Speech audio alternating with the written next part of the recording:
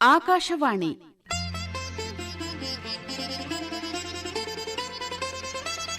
ನಿವೃತ್ತ ಶಿಕ್ಷಕಿ, ಲೇಖಕಿ ಹಾಗೂ ಸಂಶೋಧಕಿ ಬಿಎಂ ರೋಹಿಣಿ ಅವರೊಂದಿಗೆ ಸಂದರ್ಶಿಸುತ್ತಾರೆ ಕನ್ಸೆಪ್ಟಾ ಫರ್ನಾಂಡಿಸ್.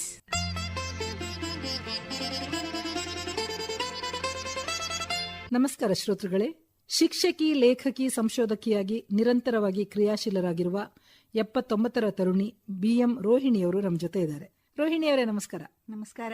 ಶಿಕ್ಷಕಿಯಾಗಿ ಪ್ರಾಥಮಿಕ ಹಾಗೂ ಪ್ರೌಢಶಾಲೆಗಳಲ್ಲಿ ಸುಮಾರು 3.5 ದಶಕಗಳ ಕಾಲ ನೀವು ಹಲವಾರು ಮಕ್ಕಳ ಜೀವನವನ್ನ ತಿದ್ದಿ ತೀಡಿದ್ದೀರಿ.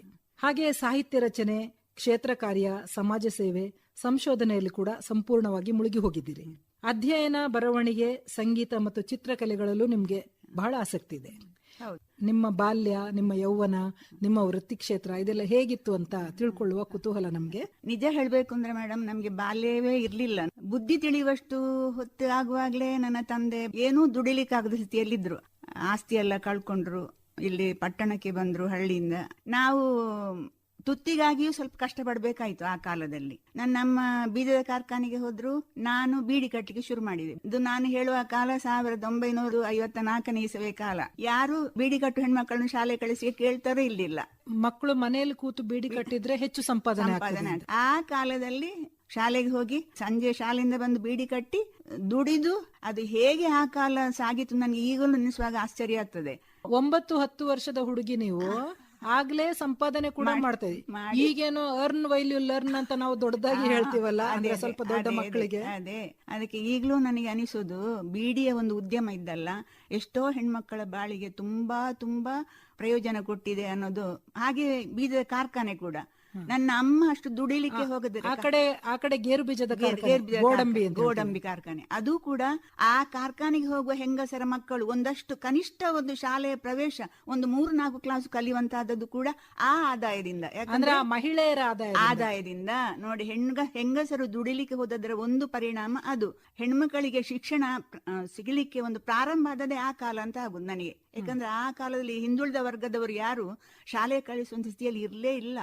ಸ್ವಲ್ಪ ಆರ್ಥಿಕ ಸ್ವಾವಲಂಬನೆ ಬಂತು ಅಂತಾಗುವಾಗ ನನ್ನ ಏಜಿನ ಮಕ್ಕಳು ಸ್ವಲ್ಪ ಎಲ್ಲಿವರೆಗೆ ಅಂದ್ರೆ 8ನೇ ಕ್ಲಾಸ್ ವರೆಗೆ ಹೋಗುವಂತ ಸ್ಥಿತಿಗೆ ಬಂದು ಮುಟ್ಟಿದ್ರು. ಅಂದ್ರೆ ಊರಿನಲ್ಲಿ ಅಂತ ಶಾಲೆಗಳು ಇದ್ದು ಹತ್ರ ಇದ್ದರೆ, ಈಗ ನನಗೆ ಹತ್ರ ಇತ್ತು. ಇನ್ನೊಂದು ಹೇಳ ಮೇಡಮ್, 8ನೇ ಕ್ಲಾಸ್ ನಂತರ ಯಾವ ಹೆಣ್ಮಕ್ಳು ಶಾಲೆಗೆ ಬರ್ತಿರ್ಲಿಲ್ಲ. ಆಗ 8ನೇ ಕ್ಲಾಸ್ ಅಂತ ಇತ್ತು. ಯಾಕಂದ್ರೆ ಪ್ರಾಯಕ್ಕೆ ಬರ್ತಾರೆ, ಮತ್ತೆ ಯಾರು ಶಾಲೆ ಕಳಿಸಿರ್ಲಿಲ್ಲ. ನನ್ನ ಪುಣ್ಯ ಅಂದ್ರೆ ನನ್ನನ್ನು SSLC ವರೆಗೆ ಓದಿಸಿದ್ರು ತಂದೆ. ಅದು ಗ್ರೇಟ್ ಅಂತ ಈಗಲೂ ನನಗೆ ಅನಿಸುದು. ಸೇಕ್ರೆಡ್ ಹಾರ್ಟ್ ಶಾಲೆ ಕುಲಶೇಖರದಲ್ಲಿ ಕಲ್ತದ್ದು. ಅಲ್ಲಿಯ ಸಿಸ್ಟರ್ಗಳು ನನಗೆ ಶಿಕ್ಷಣಕ್ಕೆ ತುಂಬಾ ತುಂಬಾ ತುಂಬಾ ಪ್ರೋತ್ಸಾಹ ಕೊಟ್ಟರು. ಫೀಸ್ ತಕೊಳ್ಳಿಲ್ಲ ಆ ಕಾಲದಲ್ಲಿ. ಅವರ ಪ್ರೋತ್ಸಾಹ ಇದ್ದ ಕಾರಣ ನಾನು SSLC ಪಾಸ್ ಮಾಡುವಂತೆ ಆಯಿತು. ಆಮೇಲೆ SSLC ಆದ್ಮೇಲೆ ನನಗೆ ಆಸೆ ಇತ್ತು ನರ್ಸಿಂಗ್ ಮಾಡ್ಬೇಕು ಅಂತ. ಯಾಕಂದ್ರೆ ನರ್ಸಿಂಗಿಗೆ ಯಾವಾಗ ಸ್ಟೈಪೆಂಡ್ ಕೊಡ್ತಾ ಇದ್ರು. ಆದ್ರೆ ನನ್ನ ಅಪ್ಪನಿಗೆ ನರ್ಸ್ ಆಗೋದು ಇಷ್ಟ ಇರ್ಲಿಲ್ಲ, ಬಿಡ್ಲಿಲ್ಲ. ಪುಣ್ಯಕ್ಕೆ TCH ಮಾಡಿದ್ದು, ಶಿಕ್ಷಕ ತರಬೇತಿ 1 ವರ್ಷ ಇತ್ತು ನಮ್ಗೆ. SSLC ಆದ ಕೂಡಲೇ ತರಬೇತಿ ಆಯ್ತು ನಂದು. ನಾನು SSLC ಅಲ್ಲಿ ಇರುವಾಗಲೇ ಹಿಂದಿ ಪರೀಕ್ಷೆ ಕಟ್ಟಿದ್ದೆ. ನಮ್ಮೊಂದು ಹಿಂದಿ ಮಾಸ್ಟರ್ನು ಕೂಡ ನಾನು ಬಹಳ ಕೃತಜ್ಞತೆಯಿಂದ ಸ್ಮರಿಸಬೇಕು. ದಕ್ಷಿಣ ಭಾರತ ಹಿಂದಿ ಸಭಾದವರ ಪರೀಕ್ಷೆ ಇತ್ತು. TCH ಆದ ಕೂಡಲೇ ವಿಶಾರದ ಪೂರ್ಣ ಮಾಡಿದೆ. ನಾನು ಕೆಲಸ ಸಿಕ್ಕಿದ್ದು ಹಿಂದಿ ಟೀಚರ್ ಆಗಿ. ಒಂದು ಅಂದ್ರೆ ನಿಮ್ಗೆ ಶಿಕ್ಷಕ ತರಬೇತಿಯೂ ಆಗಿದೆ, ಹೆಚ್ಚುವರಿಯಾಗಿ ನಿಮ್ಗೆ ಹಿಂದಿ ತರಬೇತಿ ಆಗಿದೆ. 1963ನೇ ಇಸವಿಯಲ್ಲಿ ನಾನು ಹಿಂದಿ ಟೀಚರ್ ಆಗಿ ಸರ್ಕಾರಿ ಉದ್ಯೋಗಕ್ಕೆ ಸೇರಿದೆ. ಇದೆಲ್ಲ ಸ್ವಪ್ರಯತ್ನ ಒಂದಿದೆ, ಆದ್ರೂ ನಮ್ಮದು 99% ಪ್ರಯತ್ನ ಇದ್ರು ಯಾರದೋ ಇನ್ನೊಂದು ಹೇಳ್ತಾರಲ್ಲ, ಕಾಣದ ಕೈಯ ಆ ಫಲದಿಂದಾಗಿ ನಾನು ಉದ್ಯೋಗಕ್ಕೆ ಸೇರಿ ವೃತ್ತಿ ಜೀವನಕ್ಕೆ.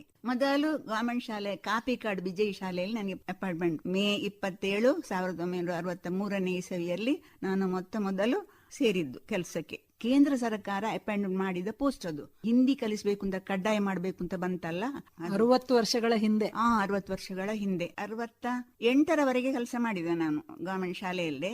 ಆ ನಂತರ ನನಗೊಂದು ಹುಕ್ಕಿ ಒಂದು ಎಂತದೋ ಬಂತು, ನಾನು ಕನ್ನಡ ಪಂಡಿತ್ ಪರೀಕ್ಷೆ ಮಾಡಬೇಕು ಅಂತ ಒಂದು ಹುಟ್ಟಿತು. ಕ್ಲಾಸಿಗೆ ಸೇರಿದೆ. ಆ ಕ್ಲಾಸು ಇರುವುದು ಆದಿತ್ಯವಾರ ಮಾತ್ರ.